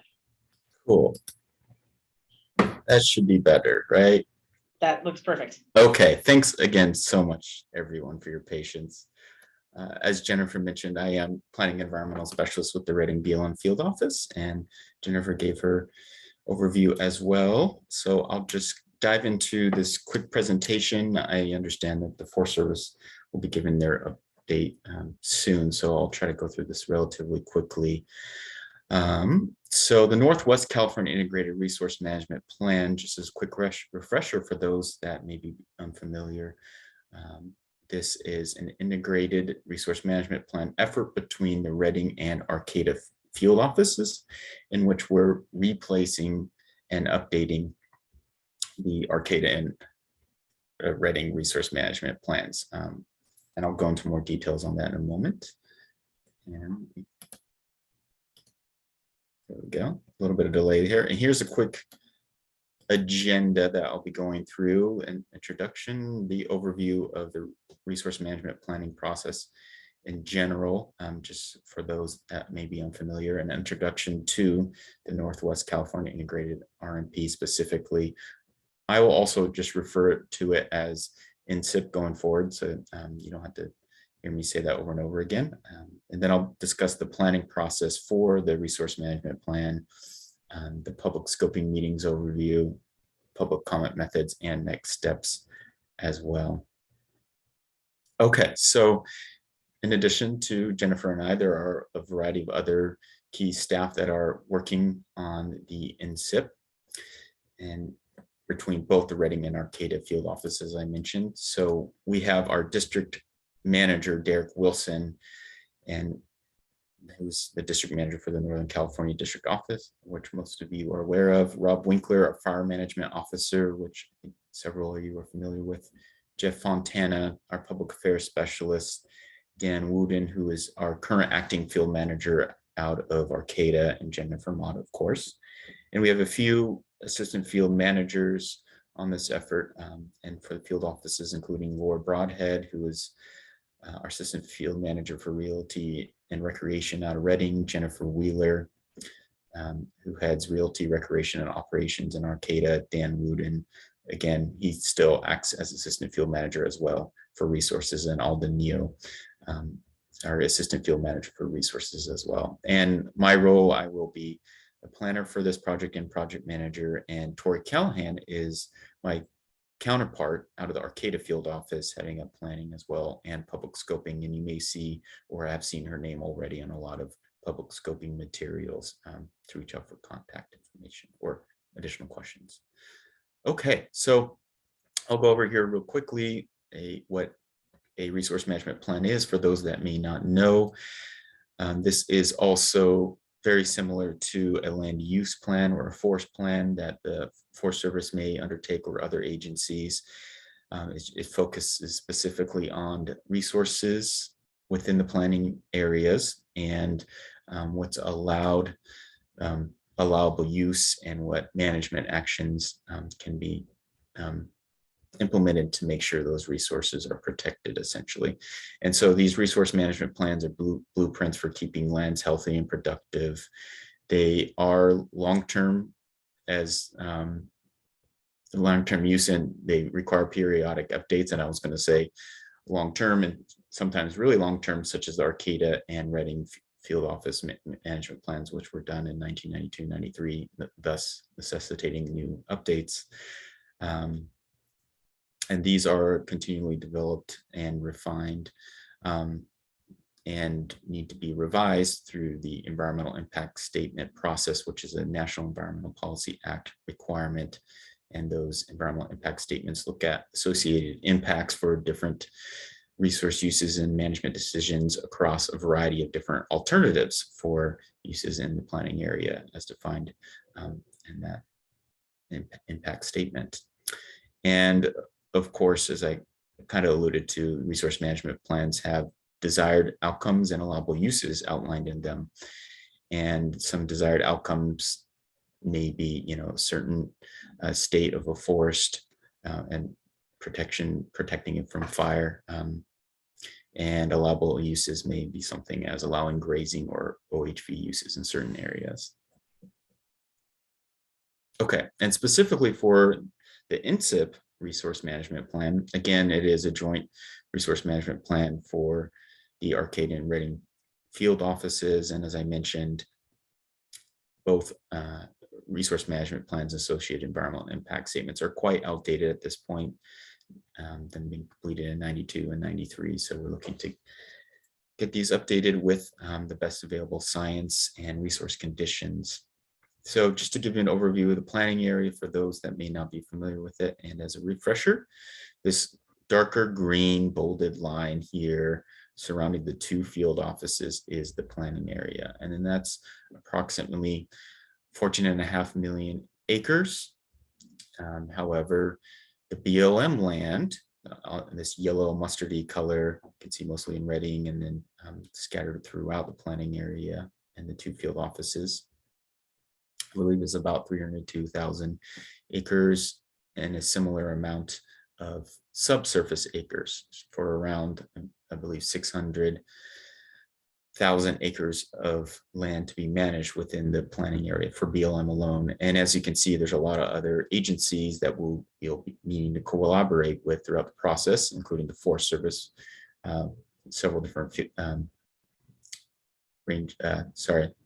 different offices included here throughout the planning area that will have to coordinate with the National Park Service and also tribal reservations and the state lands shown in blue as well. There are some areas that fall into the category of national conservation lands that are not included in this planning effort, and that's because they have their own management plans and require their own frequent updates, such as the King Range National Conservation Area on the coast, the Arcata Field Office, and the Cascade Siskiyou National Monument far up at the top end of the Reading Field Office. Okay, and so a little background for the NSIP. An initial effort did commence in 2016 to update and combine the existing Arcata and Reading RMPs. However, due to the car and campfires, unfortunately, as many of you know, the effort was terminated officially in 2019 due to the bandwidth and changes in resources. So we needed to take a step back and look at those impacts. And so in 2020, the INSIP planning process was reinitiated, and we really hit the ground running in 2021 with jump-starting some public scoping meetings and completing some inventories and reports of the current conditions and future impacts to uses and lands within the area. And a lot of factors that affect our daily management decisions will need to be addressed in the updated resource management plan. And these are just a few, but there's some that have been brought up, such as updated special status species list and associated species recovery plans, new developments and alternative energy production, increases in really a substantial recreational use, population growth, changing social climates, additional resource information, and shifting focus away from animal quotas of forestry and fire programs, and also just increases in fire occurrences, which all need to be addressed, of course. So just to give an overview of the planning process, and feel free to stop me for any questions along the way. There are a lot of steps here, and I'll go through them quickly. I know we're limited on time here. For any RMP revision, there is a pre-planning phase, which entails a lot of pre-scoping with the public and gathering data and inventory, both of which we have done quite substantially starting in 2016. So we have a lot of great public comments and feedback that we did with envisioning sessions with the public, where we had a lot of information gathered on values and concerns and opportunities for how the BLM uses uses within the planning area or resources within the planning area. And so that has all been incorporated into our initial planning efforts. And we also have a lot of great data on the existing condition of different resources and lands within the planning area. And that has all been wrapped up into current condition report. And that's called our analysis of the management situation, which is on our web page that I'll direct everyone to look at, along with scoping summary reports, of course, from the previous efforts as well. And so the planning process continues from all that pre-planning work into developing a notice of intent that is published within the Federal Register in DC, and that's required to start any resource management plan, land use planning, revision, or creation process. And once that is filed, once the initial issue of notice of intent has been filed, it kickstarts the environmental impact statement process, which is required to be completed in 2 years.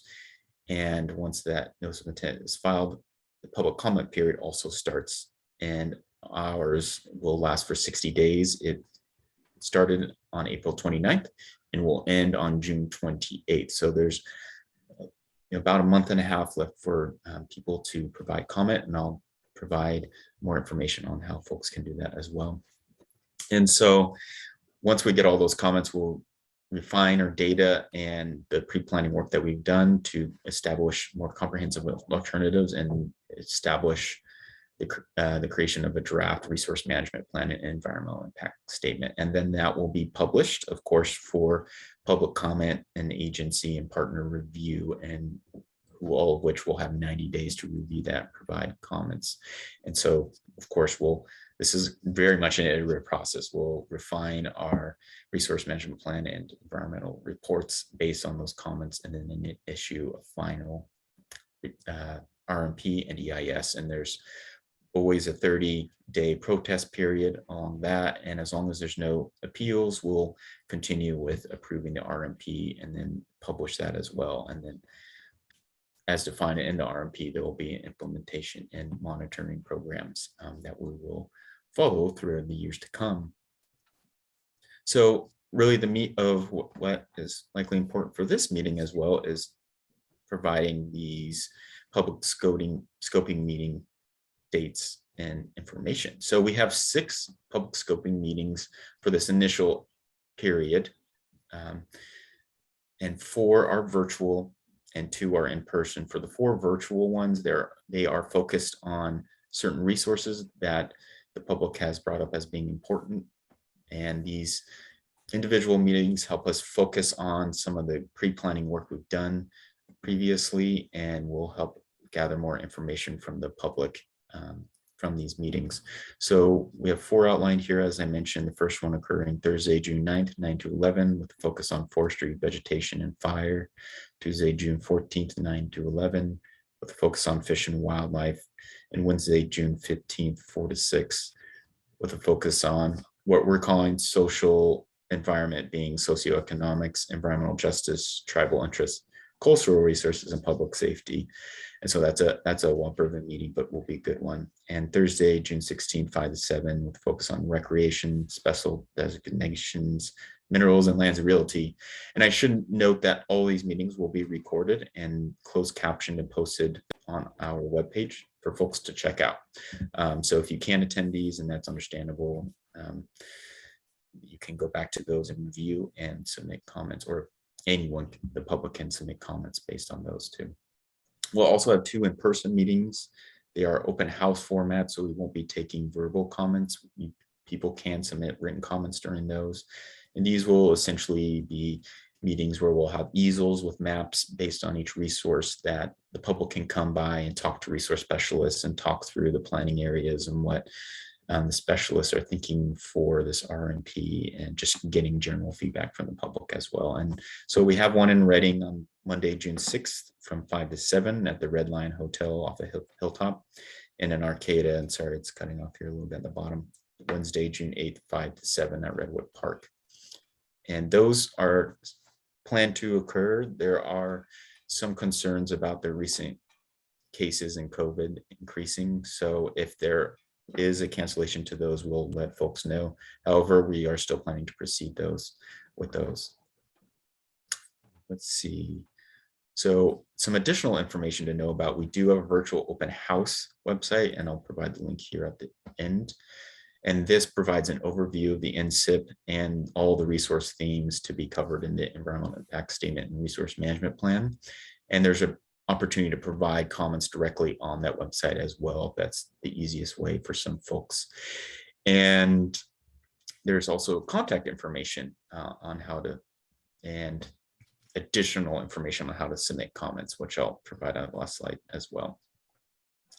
And again, the draft environmental impact statement and resource management plan will really be the best way to review and understand the full comprehensive analysis for each alternative and the resource uses within the planning area. And that will again be posted and be available for 90 days for folks to check out.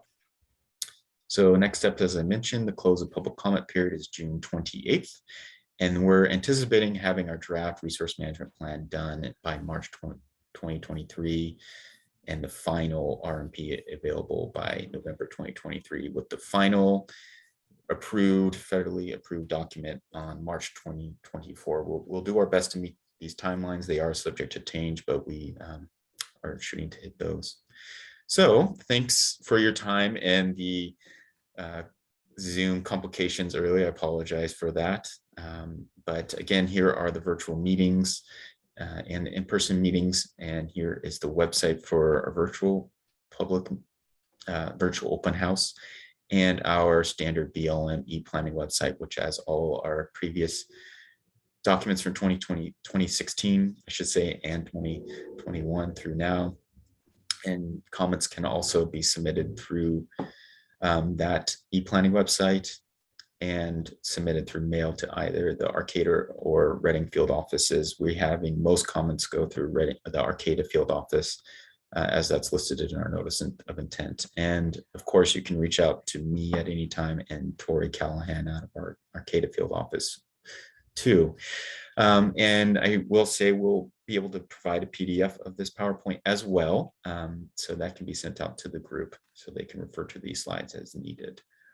That's all I have. So I'll open up for any questions, and otherwise I can head it back to Jennifer for other BLM updates. Thanks, Chad. Appreciate the presentation. Any general or specific questions for Chad about the presentation process?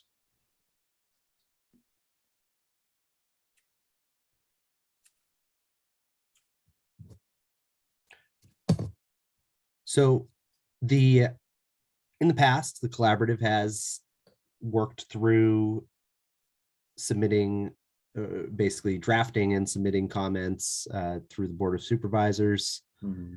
The process, well, the timeline, of course, for comments here for the scoping process, at least, is, a June 28th deadline that creates just over a month. If the collaborative group were inclined to try to do any work to create kind of consensus comments, we of course don't have another general meeting to sort of go through that kind of process, and we'd be pretty pressed as far as Board of Supervisors consideration.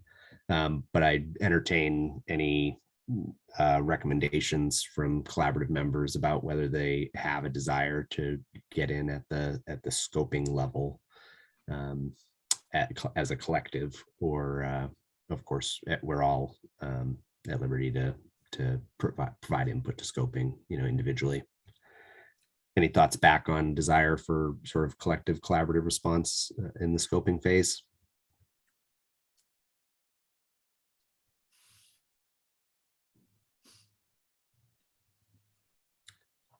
Okay.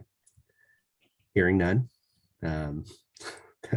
That it would be. Everyone's so quiet today. I know. We actually don't have a ton of collaborative members participating today. A lot of folks from the agencies, and a small handful of collaborative members. But before Jennifer dives in to her more general updates around some of the other things happening, projects and funding.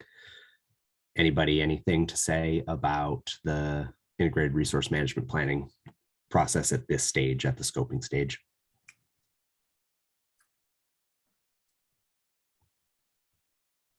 Okay, well, we'll let it lie. Chad, thanks. Really appreciate your time and energy to provide the presentation. Folks have the information. Slides still up here. There's links, of course. Chad, if there's any easy link to the information contained in the PowerPoint for scoping process that you could drop in the chat, that'd be great. That way folks can individually, avail themselves of that. But otherwise, I'll turn it over to you, Jennifer. Thanks, Nick. And yeah, if you guys have any questions at all, don't hesitate to reach out to me or Chad. We do really want this to be, I mean, the utility of the process is that it is a publicly integrated process, right? It is the opportunity to set the, the direction really for where we go as an agency on BLM land in, our 5 counties, well, 7 if you include the Arcata side, for the next 20+ years. So often, we will get people who come to us and want to do something and it's like, well, that's not consistent with our resource management plan. So really it is an opportunity to kind of guide that. These opportunities obviously don't come open that often since we haven't done it here since '93. So although I didn't feel quite as bad, I did find out yesterday there's a plan in Idaho that hasn't been redone since '79. So then I felt not so bad about our plan from '93.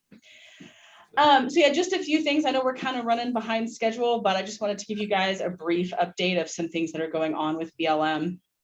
Obviously, COVID is still a thing, but we are transitioning our staff back into the office. So a lot of our staff has been in and out of the office for months now, but overall as a state, we are kind of required to be back on our new telework agreements right after Memorial Day weekend. So our office has been open to the public for a while now, but all of the staff will start coming back in. We'll be more on a lot of the staff will still be on a permanent kind of hybrid schedule where they're in the office some days and working from home some days, but that is really kind of the future of what the workforce looks like for BLM. So that'll start right after Memorial Day weekend, and then we'll just continue to watch, obviously, the trends in COVID, and we're kind of tied to the county COVID levels. So as things rise or fall, we'll dictate kind of where we're at as an office as far as people in the building.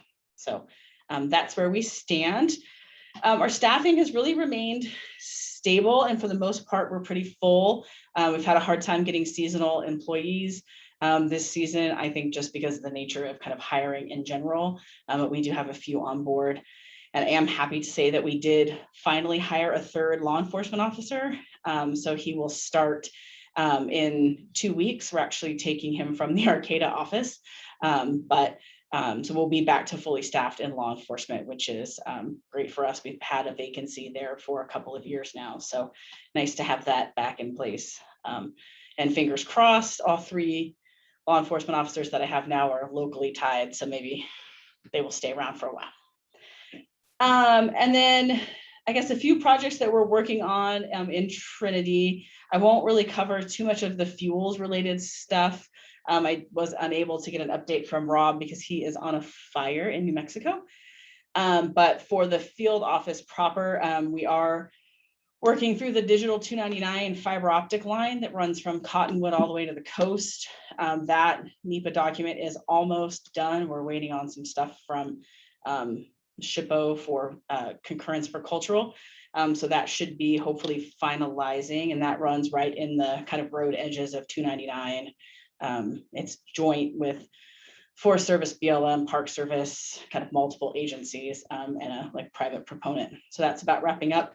And then we are still in the process of working with TPUD on their RAP project. So the widening of their rights of ways on their power lines throughout Trinity County. So we had seen a fairly rough draft of their NEPA document. I know the Forest Service and the BLM both returned comments on that draft. So hopefully we'll be to a point in the relatively near future where we'll have a document out for public review.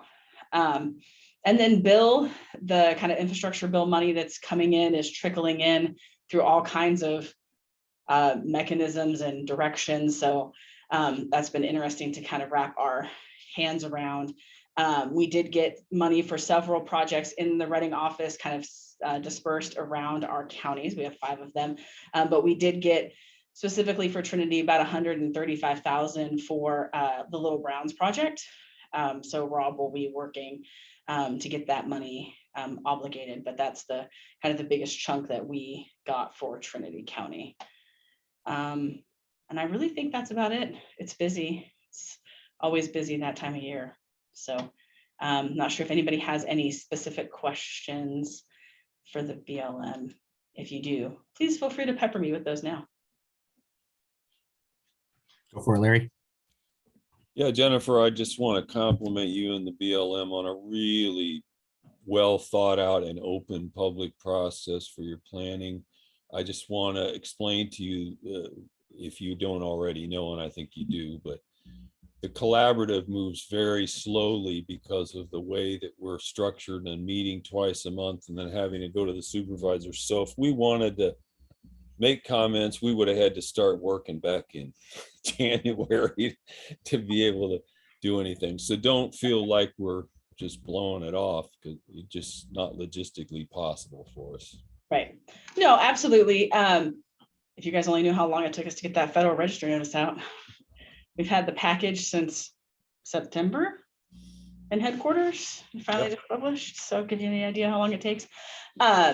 And I don't remember, Chad, do you know off the top of your head if Trinity County came on as a cooperating agency? I don't remember off the top of my head. I Okay. don't think so. I'll double check right now. All right.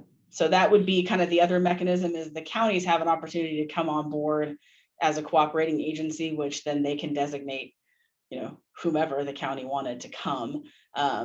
An example of that is like Butte County has signed on as a cooperating agency. They have like a subgroup kind of similar to the collaborative for fire and fuels work. And they actually have a member of that subcommittee who's attending our cooperating agency meetings, kind of, you know, as the county, the Butte County representative. So they all, you know, all the counties got the opportunity to sign on. If they haven't signed on, but the county does want to, then they could do that as well. And then I guess technically, you know, a member of the collaborative could represent the county should they want to do that. I'll have Chad look to see if they have or not. I can't remember. It's been so long. We're all putting our RMP hats back on because we had this pause and now we're back into it. So. Great. Other questions or remarks for Jennifer or Chad?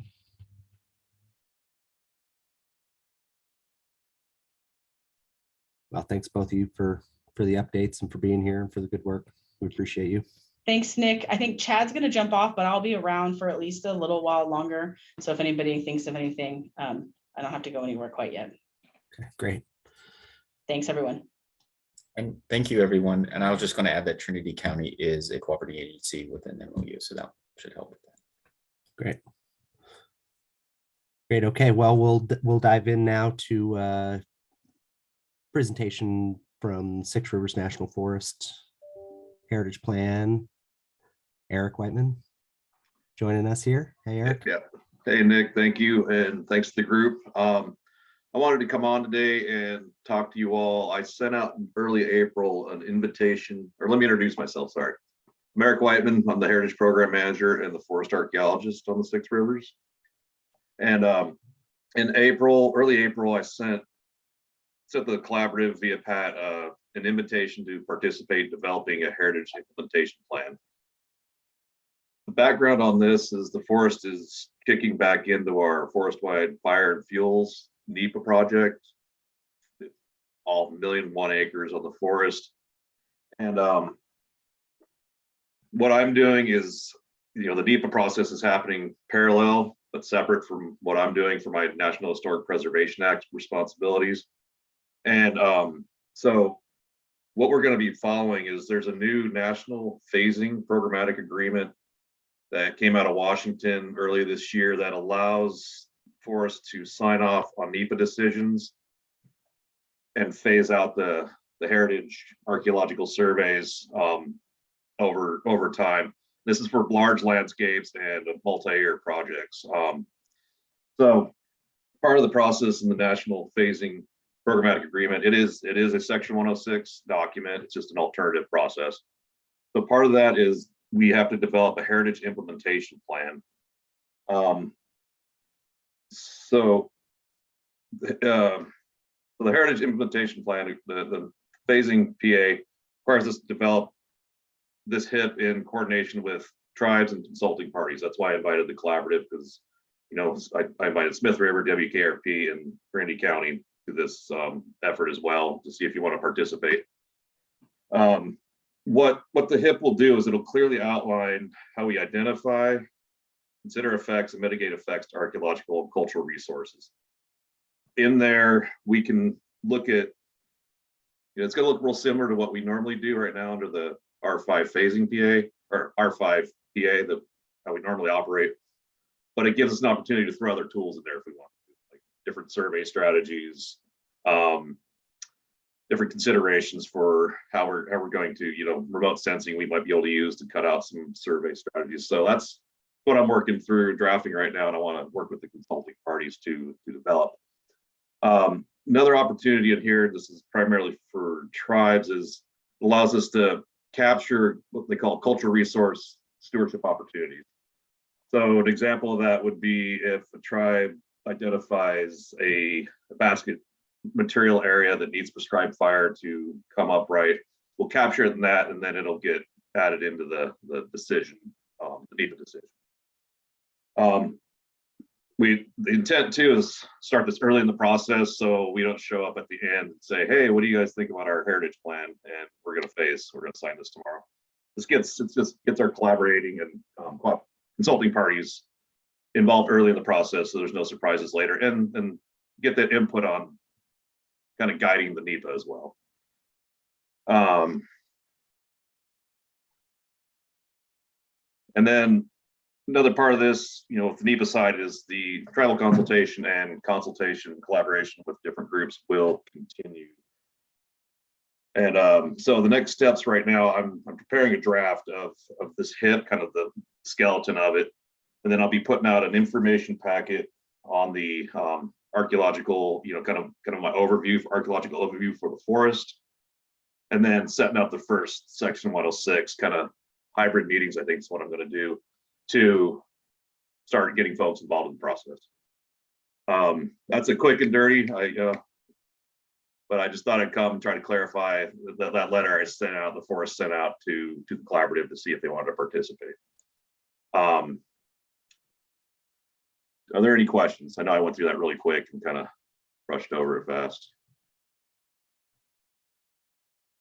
Yeah, thanks, Eric. And I would ask a clarifying question. So really the opportunity for consultation at this stage would be to weigh in on the implementation plan proposal. So your proposed framework for how to carry out consultation with this large sort of condition-based NEPA approach. So how you're going to approach sort of annual prioritization of work and cultural resource surveys, disclosure, and sort of and reporting. That's correct. It's just basically how we're going to follow the Section 106 process after NEPA decision signed as we phase out different project areas across the forest. Great.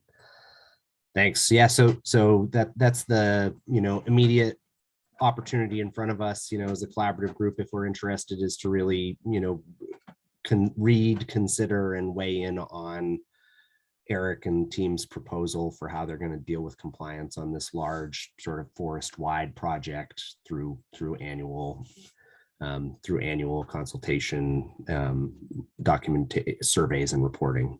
Correct. So any thoughts from the collaborative group on our interest or any individual's interest to tackle this? Of course, we can take no action, or we could form a subgroup that actually does the work of, reading, considering, drafting some recommendations and comments that would then flow through Trinity County Board of Supervisors as a more formal process.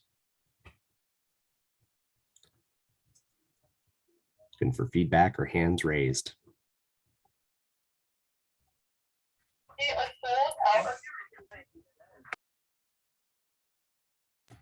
Terry, were you looking to weigh in here? So we're not hearing your audio.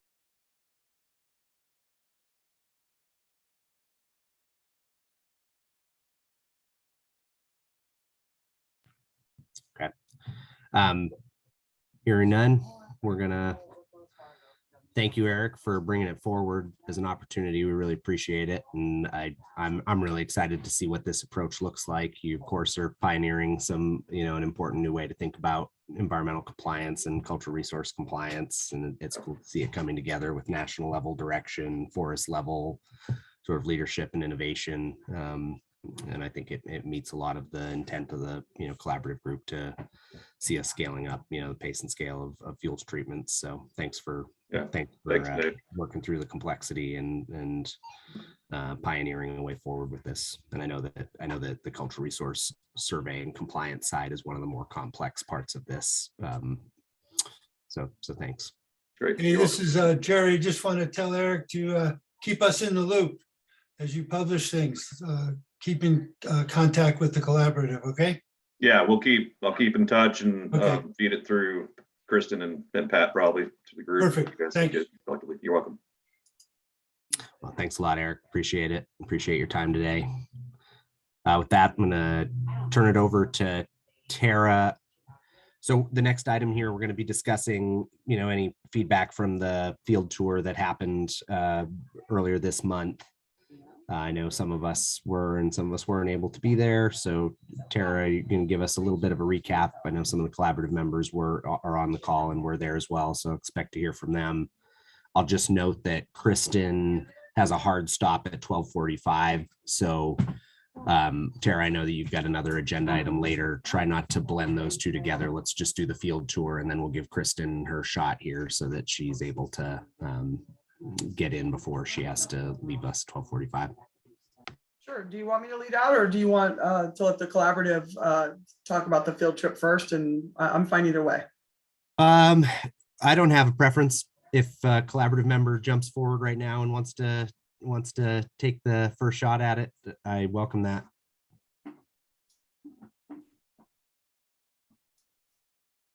Okay. All right, it's yours. All right. So I really appreciated the field trip, and like everything, when we go out and look at things in the field, it's a lot easier to find all of the common ground. So a couple of things we looked at is the collaborative group wanted to introduce me to the pilot project on the ground and show me kind of what the vision was for that, and show me, we did kind of some identification of some trees that would be left. And I know I'm sticking to the agenda. Pilot was signed. So that's a great thing. I couldn't wait to say that. So Hoorah, hoorah. Way to go. yeah, right. So that was done. I had a really good trip with them looking at the pilot prescription. Understand the collaborative is very interested in being there when we start to designate the trees that are going to stay or cut. However, I'm sure it'll be a lead tree mark.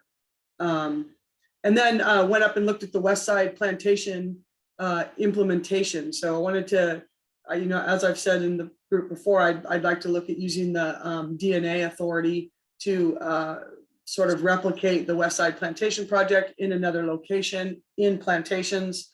So I really wanted to get out and hear the concerns and what the thoughts were on the West Side Plantation project. Seems like most of the concerns were focused on the implementation of the project. The planning seemed to have been fine.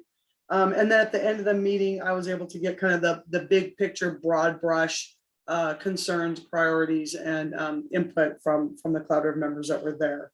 So I'll kick it over to Larry Glass or anyone else that wanted to jump in. I really enjoyed the field trip. Anytime we can get out of the office and actually look at the field and look at trees and look at landscapes, I think we find more areas that we have in common than we do sitting in our offices. So go ahead, Larry. Well, I just want to note for those that weren't there, we continued our tradition of meeting out in the field in the snow. So that was pretty interesting. And mixed with sun, like the sun would come out 1 minute and then it'd be snowing the next minute. But it was good. Tara was very open and receptive to all the input that we had there, and we got down to, I think, real meaningful dialogue about what was happening on the ground, what our vision for the future would be, and the constraints that are facing all of us from being able to achieve what we really want to achieve out there. So the next step is Tara's going to let us know when the marking crew is ready to get started, and then we're going to go out and meet with whoever the marking crew is and make sure they've got the accurate understanding of how we want to see it implemented. So thanks, Tara, for getting out there with us. Yeah, it was a great afternoon, great day. And I'm anytime I have to put field trip in my calendar, it makes me happy. So it was time well spent.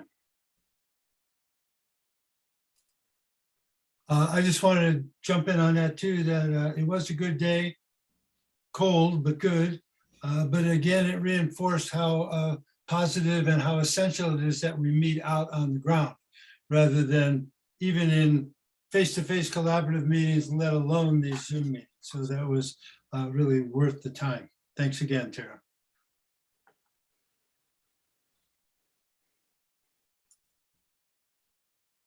Yeah, I'm gonna open it up. Other collaborative members, anyone else that was there or not there that might have questions about anything else that emerged out of that conversation?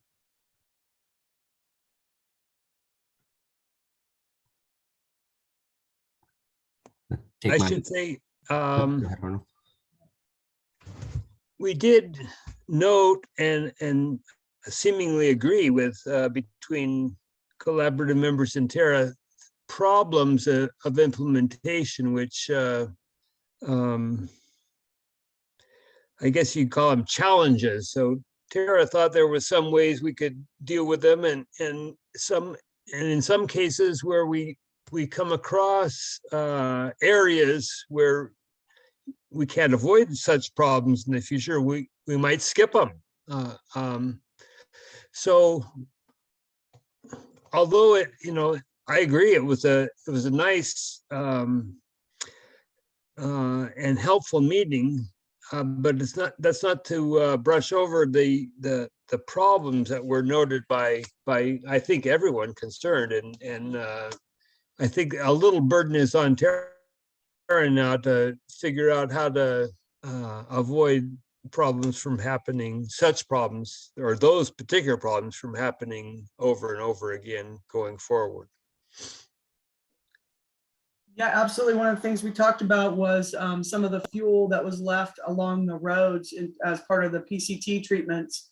And if there was a way that we could facilitate getting that material, perhaps consolidated somewhere that firewood cutters could access it. And I think those are all doable things. And I've made some inquiries on my end to find out what equipment we have to do something maybe similar to what the Mad River District does with at the Ruth Guard Station. They're bringing in some of that material and decking it for firewood cutting. So I've got some recon going out, see if we can find a landing that's at least closer to town that we could maybe transfer some of that material to, and especially as the group highlighted, areas along the road so that you'd have a chance to fight fire effectively, or at least be able to hold the road. Go ahead, Larry. Yeah, I just want to, I know this is on a wish list, but I still got to repeat it all the time because it's so effective for Six Rivers, and that's an air curtain burner. If there's any way that the Shasta Trinity could get their hands on one of those that we could be using on the South Fork Management Unit, I think it would really help with a lot of that stuff. I'm just Really expands your burning season. I'll just note on that front quickly, the Watershed Center is negotiating with CAL FIRE right now to lease one of their air curtain burners to have available on the South Fork Management Unit side and Trinity River Management Unit side. That would be a multi-year tool that would be at our disposal that we could work with both private contractors and Forest Service fuels teams and their equipment to utilize in priority locations. So that's absolutely priority and something that's moving ahead. Hopefully we'll have that in place by fall. So the biggest problem we saw in different places was excess fuel left, and Tara touched on that. Also, in a few places, we saw conditions that didn't seem to be of much use for preventing or minimizing wildfire danger. And so, although it might have thinned the plantation a little bit, it didn't thin it for the purposes of wildfire prevention or reduction. So what's the point at least from wildfire protection? So again, I don't think there was big disputes. There weren't any big arguments. It just Tara needs to kind of figure out going forward how to spend our money wisely and how to minimize the problems ahead. Absolutely. Good afternoon, everyone. This is Christine Jordan from the Fish and Wildlife Service up in Wairika. I couldn't join until a little bit after 11 because of another meeting conflict, and was sad to miss the field trip on, I think it was May 2nd.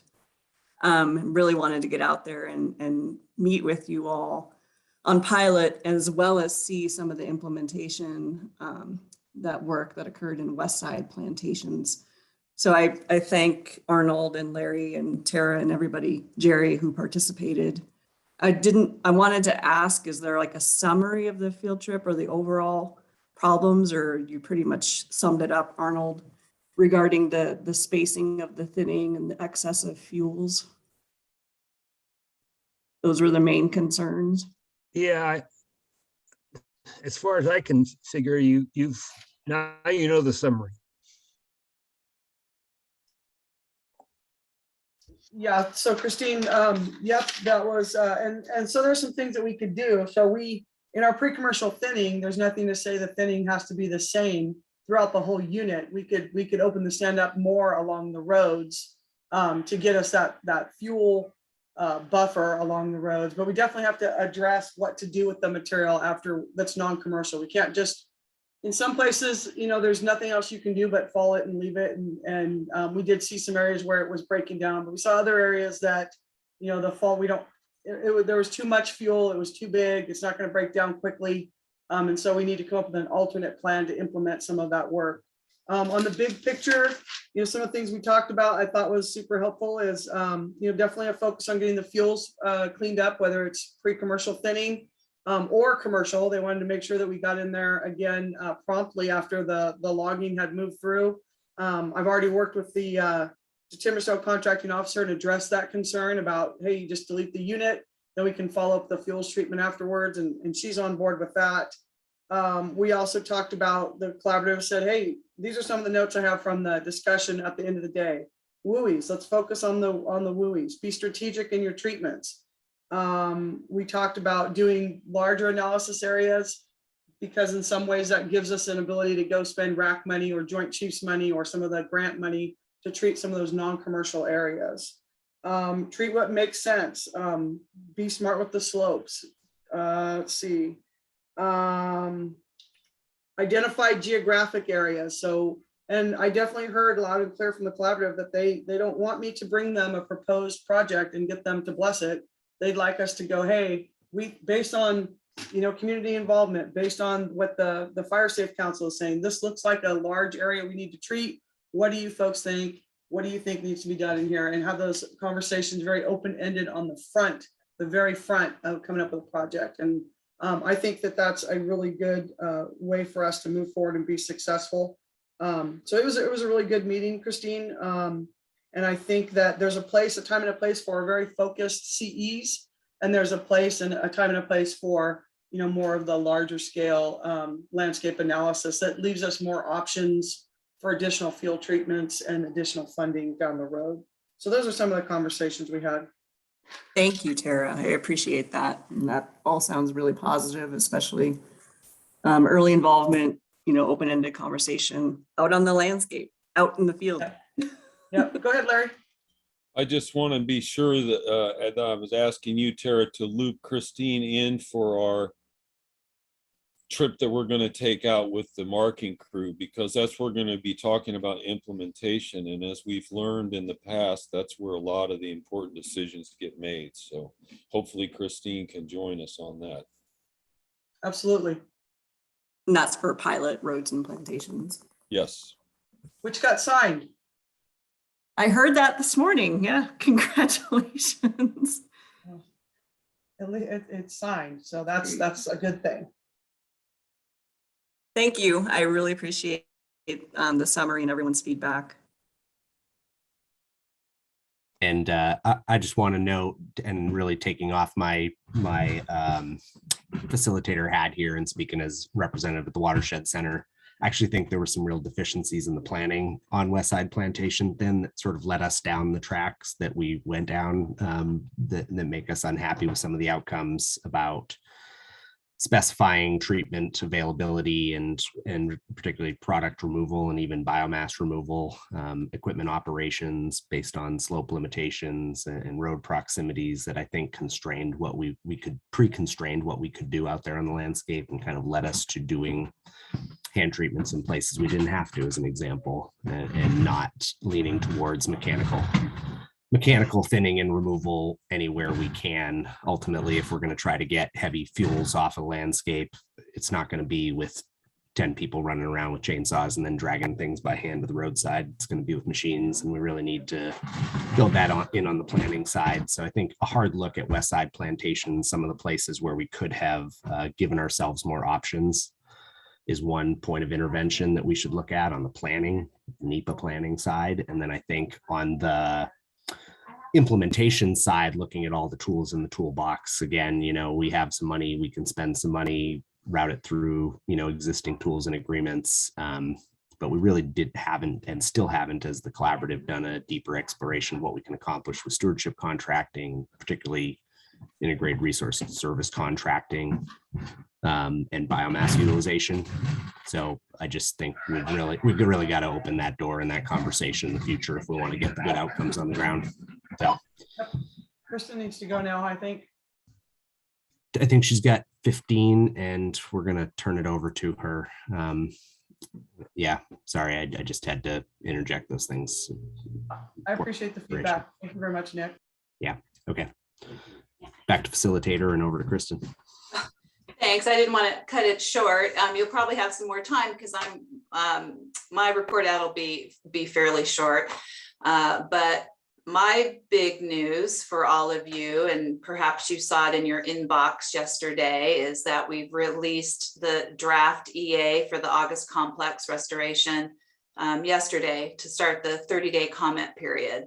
So if there's anybody there that didn't get it, please send me an email or, let me know. But there's a live hyperlink in the document that will get you, or in the letter that will get you to the folder that has all the supporting documentation and the EA, draft EA, FONSI, and all that good stuff that's in there. So been a long time in coming, and we're excited. The change, and you'll see that in the in my letter, is that we are only treating trees at 100% mortality. So any tree that is not 100% dead is considered a green tree, and those are going to stay on the landscape. And that developed as part of our level 2 consultation with Fish and Wildlife Service. So just wanted to point that out. So anyway, yeah, pretty happy about that. So like Tara's pilot project, we have this, so we're moving along. We've realized that it's been that the standing timber out there, that those values are not going to be what they were a year ago. And so our intention is to use the disaster funding that the forest received for the August complex to, to treat these areas. So the Shasta, Trinity, Six Rivers, and Mendocino National Forest got $44 million to share amongst us to do our work, restoration work. So currently the Six Rivers has put some money in agreements already. We put 750 with NCRC, and then we're putting money in as well for owl surveys with Hayfork Center. We have an agreement to get $1 million with the Hayfork Center, Watershed Center, in agreements over the next year. So we're starting to spend the money, and we're excited about that. You asked about infrastructure dollars, and I am not exactly sure what the dollar amount was that came to the zone. We are currently working through that capability worksheet. We just got that reply due, and it's due next week. So if Tara knows that number, she probably knows a little bit more about that than I do. I've been dealing more with the disaster funding and some other non-appropriated dollars. So that's the big news for that. And then just a couple other things is that we were able to fully staff, or close to fully staff, the Xenia fire engine 343. We were really close to not being able to have that truck this year because we weren't going to be able to staff it, but we were able to promote a couple folks up to driver and captain locally. And so I'm pleased to let you know that we'll have that truck there at that station this year. And then additionally, as you know, Forest Service, our return to work date is June 6th. My staff has been doing hybrid work and will continue, but we will be opening our doors to the public on June 6th. We've been closed to the public up until now. So we're excited to be able to open our doors again. So that's pretty much the update that I have for you from the Six Rivers, and I can take some questions if need be. Thanks, Nick. Yeah, thanks, Kristen. Great, folks. Any questions for Kristen at this stage?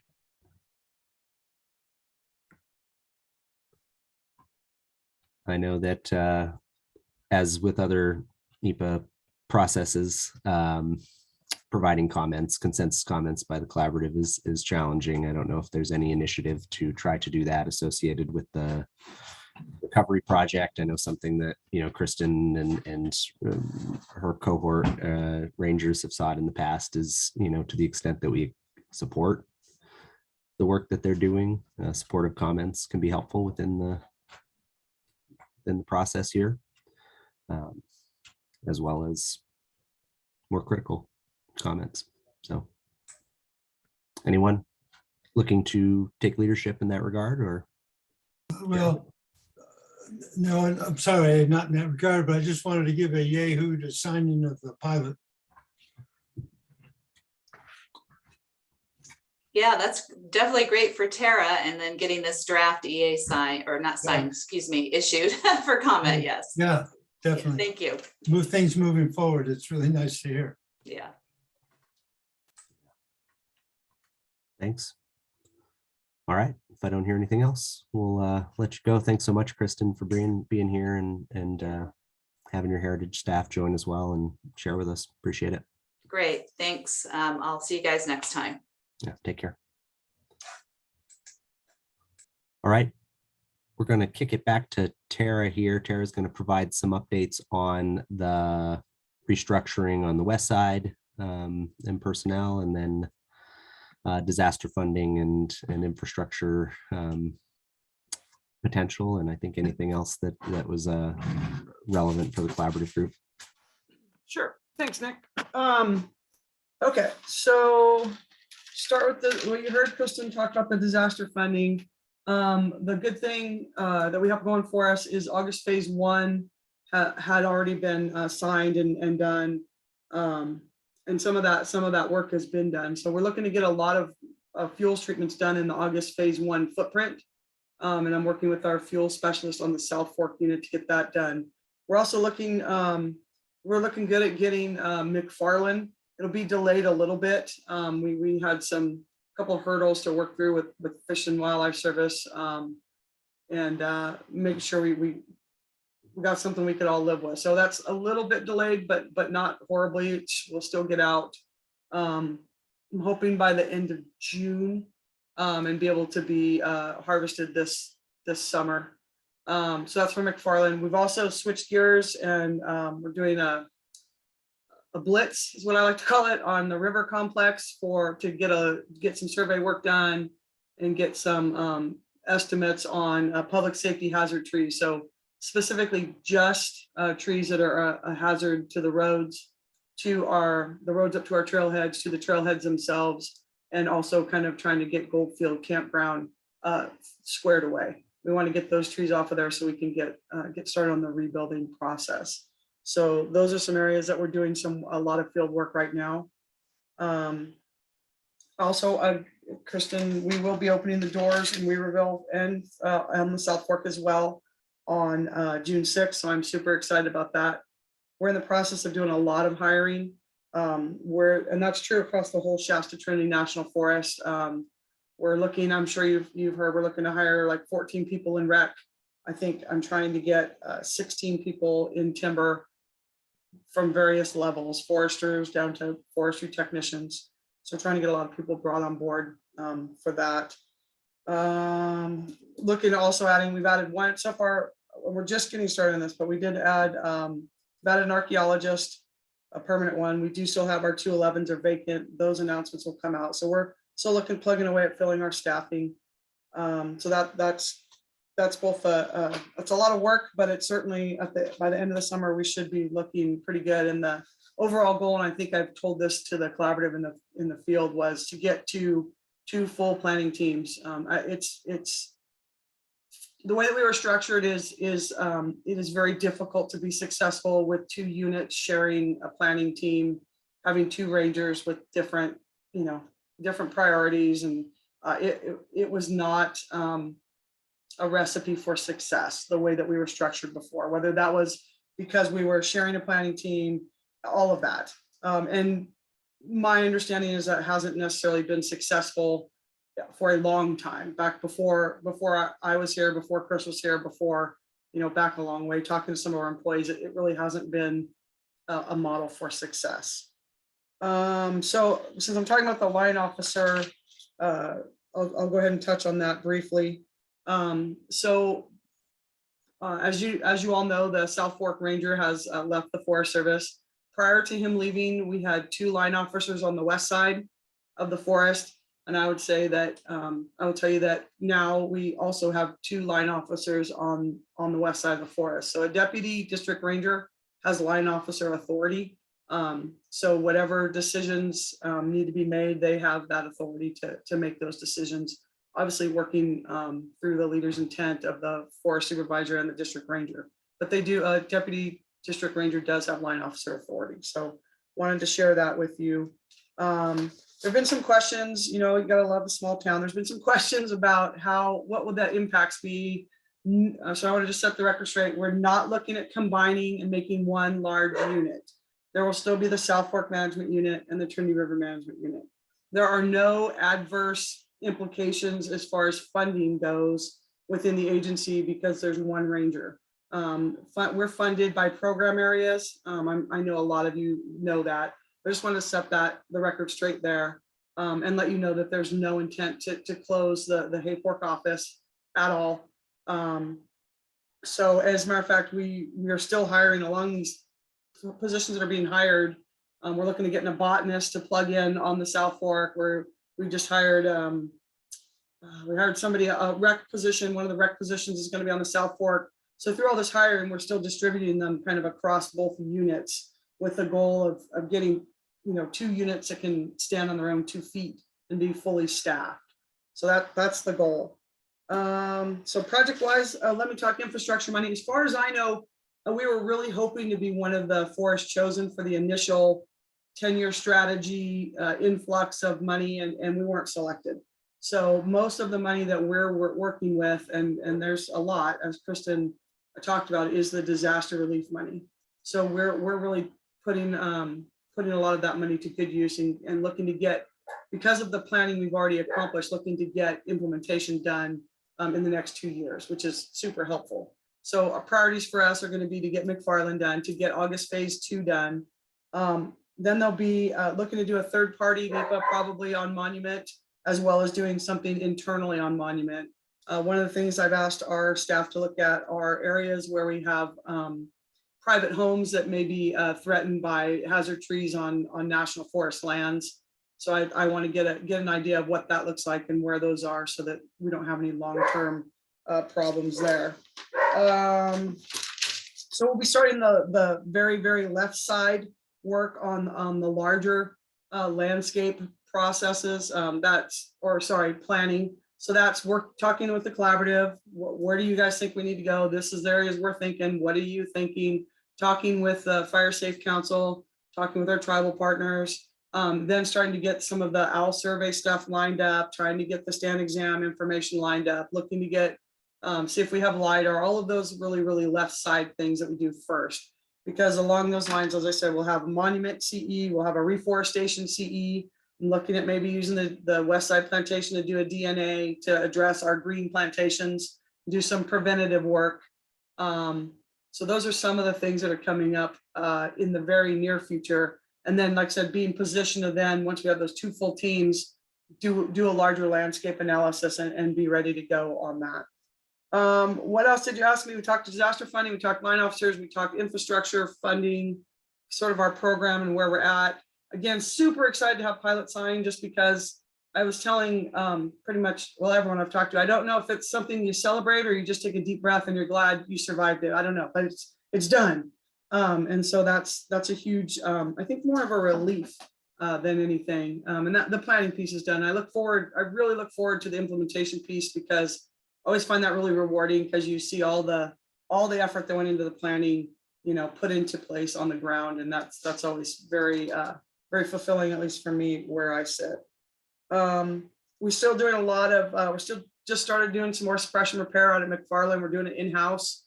Got an excavator out there doing some work.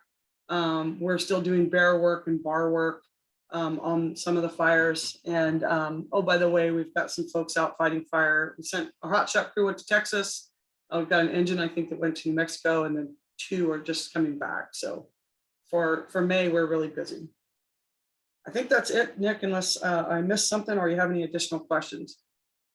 You didn't miss anything we had on the agenda. Thanks so much, Tara. It's great, and lots of positive news there. So thanks for the hard work. Open it up to collaborative members. Any question, discussion for Tara? Yeah, Jerry. Question for Tara. So speaking of small town, rumors, the deputy ranger for Hayfork, is that a detail, or is that a permanent position that will be here? That's a great question. Well, Jerry. no, I don't mean permanent position, but a permanent person. Yeah, no, so right now, the whole structure we're in right now, and we're just trying it out to see if this will work. We knew we were going to be adding a lot of employees. And so to keep some consistency and keep some clear direction, we wanted to see if this model would work. So to answer your question, Ben Sundahl is detailed into that position. He's normally our safety officer. We have another detailer lined up to fill in behind him. Ben's detail will end in August. And we've got somebody else lined up to step right into that deputy district ranger spot as well. Okay, thank you. That's a great question. I should have mentioned that we're the structure we have right now, we're trying it on to see if it makes sense and see if it helps us be a little more effective and efficient.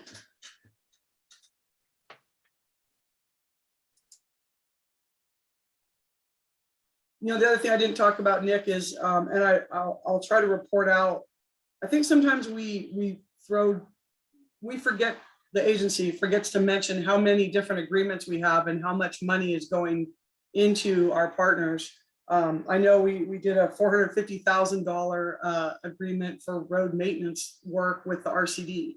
And so, and as you know, we were doing a lot of work with, Kristen even mentioned putting $1 million into the Hayfork Watershed Center. So there's a lot of money that's going through, coming from the agency and going out to our partners, which is then being multiplied by their match and all of those things. And so I think that we don't maybe emphasize enough how much we're working with partners and how much more we are now than we have in the past. And you know, it's clear we can't treat 1.2 million acres on our own or manage it, nor should we try.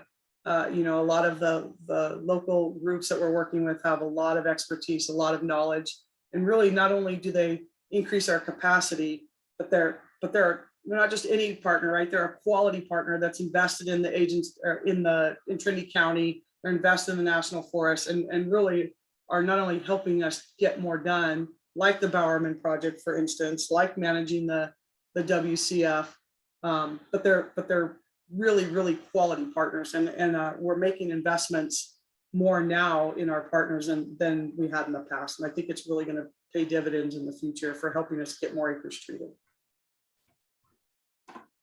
Thanks, Tara. Yeah, I think that's an important part of our shared story and work we're doing and how we're trying to do it. So thanks for bringing that forward. Any other question for Tara?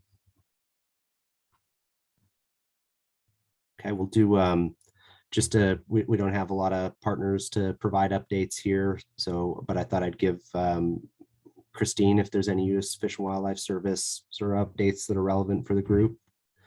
Welcome to bring those forward now.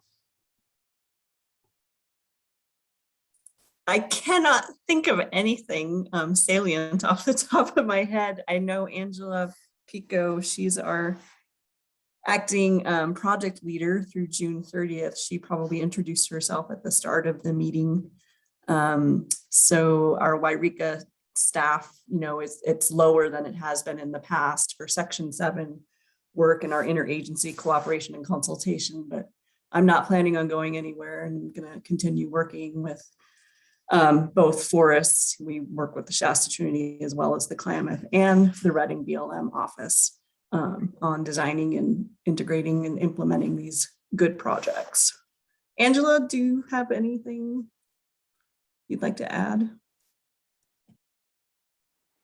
Nope, I don't have anything to add. I didn't introduce myself. We didn't do introductions, but hi everyone. Thanks for letting me listen in. It's been great. And I'm here for 2 months and just think Christine's doing tons of great stuff in our whole office. So I'm proud of everyone for working together. Thank you. Thanks, you too. Thanks for being here. My apologies for not making introductions happen at the beginning, even via Zoom. There are ways. So thanks for coming forward and being here. Randy, any partner updates from the Watershed Center from our program work this summer that be good for the collaborative to know about? Good. Partner updates. We're working closely with the Trinity County RCD to implement the fire prevention grant that they got.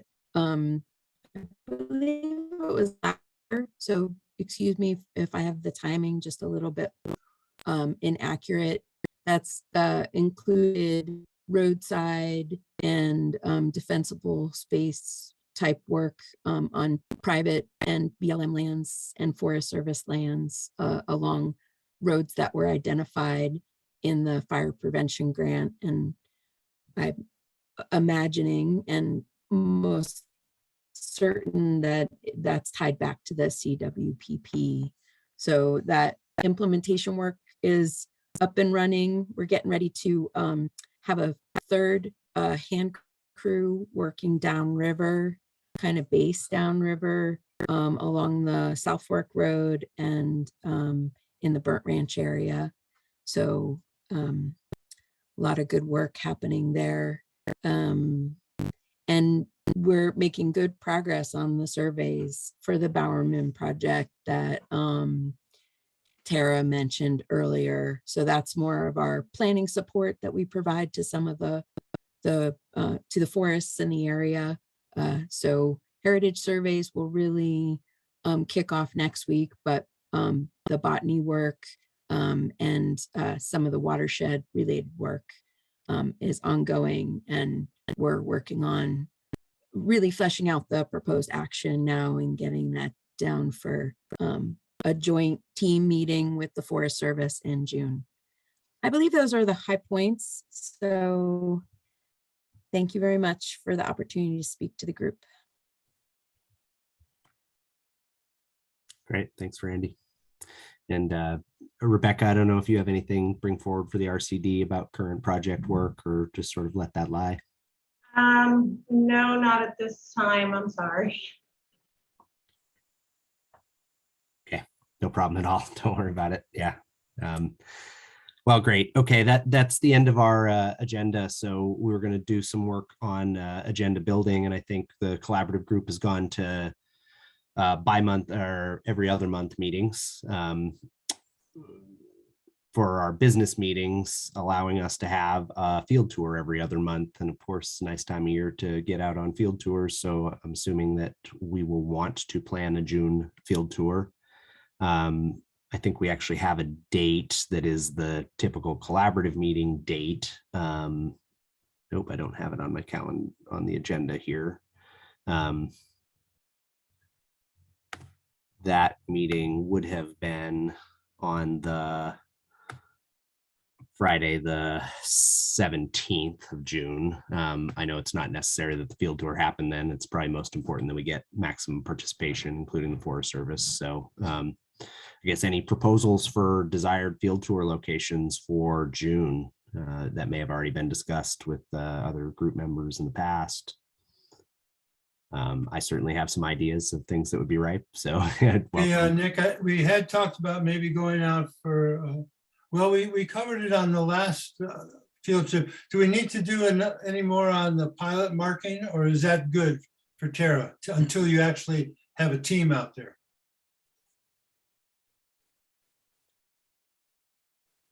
Sorry, I'm always slow on Zoom to find the buttons. I think June 17th might be about the time we would be ready to start marking out there. So I don't know if you want to, I know you guys have visited a pilot a lot. I know there's a lot of things going forward. If you wanted to just make that, you know, a more informal, hey, we're going to start marking, come on out on this day, or if you want to make that the field trip, I could go either way, whatever you want to do. If you want to save that date and go look at something new, I'm up for that as well. Well, if you have a team out in June, then the next regular field trip would not be until August. And probably it would have gotten marked already by then. Well, regardless of whether we use the field trip for, if we use a collaborative field trip to go look at pilot marking, that's great. But either way, as soon as we're ready to start marking, I will notify the collaborative, and if the whole collaborative doesn't come out and only some of you come out, that's fine too. Whatever works for all of you, I can work around it. Yeah, Larry. I kind of saw the marking visit as a kind of a special one, not the regular field trip. So that it seems like that should be, we should just be on hold waiting for Tara to give us the go ahead, and then when she's ready for us to go out with the marking team, we just do that. Okay. Then the regular field trip could be like whatever Nick's talking about or whatever other things are going on. I understand there's getting to be work being done up in the North County right now that maybe people want to look at. So Yeah. Okay, that's very good. Yeah, it sounds like I mean, we're not, of course, limited to one field tour, and you know, so that I think the opportunity to get out and see the marking as the time's ripe, you know, let's plan for that to be we'll see a notification from Tara and we'll publicize that group. You know, thought I had for the regular June meeting was actually the Bowerman, you know, project area, just because it is, you know, it's going to be darn near in scoping at that point. It has, you know, some of the design features that the, you know, Roads and Plantation work group has pioneered. It also includes some other, you know, community protection, thinning, and it's the first opportunity to work across the public and private land kind of matrix up there, where Sierra Pacific is looking to try to align, you know, essentially with the Forest Service, kind of cooperative fuel breaks across the larger landscape in that complex checkerboard. So some interesting things to look at Bowerman. there's also, other things we could do in the North Lake area, whether that's, river complex, post-fire management,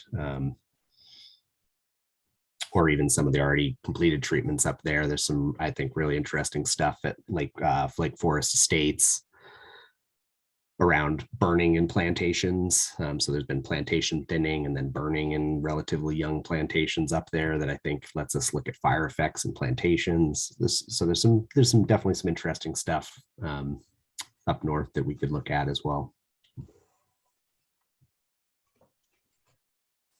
Any votes up or down on that? No, Nick, the other thing I know, Sarah is working on that, the campground health project as well. So Yeah. we're up north, we could probably make a really big full day of it and get some of that stuff in as well. I know she was gonna look at it with the rec group, but it might make sense for the whole collaborative to take a look at it since it's got some veg treatment in there, if that works for you guys. Going to Preacher Meadow could be good. Some nice proximity to Bowerman.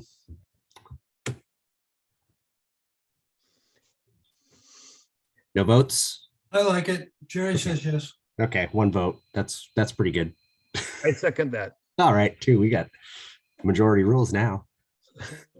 No, okay. Not hearing any opposition, hearing a couple votes of thumbs up. We'll plan to do a North Lake visit for the June trip, and right now that's for June 17th. So we're just going to hold that date as the typical time for what the collaborative meeting would have been, and plan it as an all-day field tour. I'm sure I'll be passing this off to Pat and Kelly to really noodle on more, but that's good direction for us for now. Any thoughts for the July general collaborative meeting, the business meeting, priorities there that we should include in the agenda?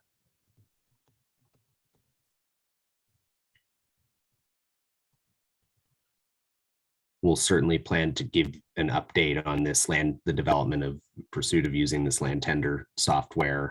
I think we'll have, something to report there as far as whether that comes into our planning, and prioritization toolbox. We'll have read the Six Rivers EA by then and have some input, I suppose. Yeah, I'm sure at least individuals will have, commented, and there might be some kind of collective action. So we can definitely come back around. And Tara, I suspect actually there'll be some fair progress on August phase 2 recovery from the Shasta Trinity as well. Yeah, there should be. Yep. In July. Okay, so we could definitely do a round of updates around fire recovery projects. Great. Other items that would be of interest for July?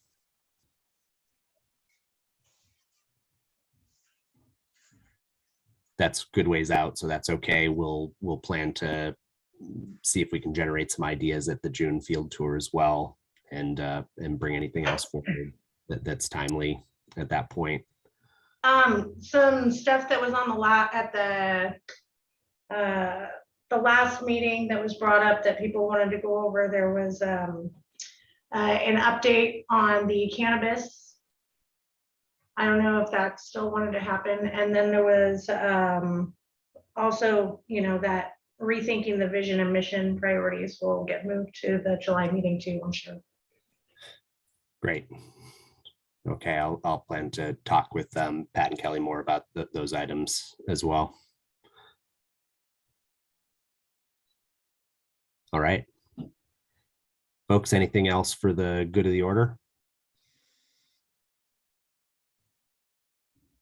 All right. Well, appreciate you hanging in there. Our attendance from collaborative members was a little thin today, so hopefully the field tour will generate some excitement and some interest. And there's obviously just a lot happening right now between the BLM resource management plan projects, the disaster relief funding that's coming in, is really helping to ramp up work, both planning and implementation, and the fire footprints, and obviously all this hiring that's coming along for both forests. So appreciate everybody participating and plan to communicate with you all via email for the June field tour, and look forward to seeing you all then, if not sooner.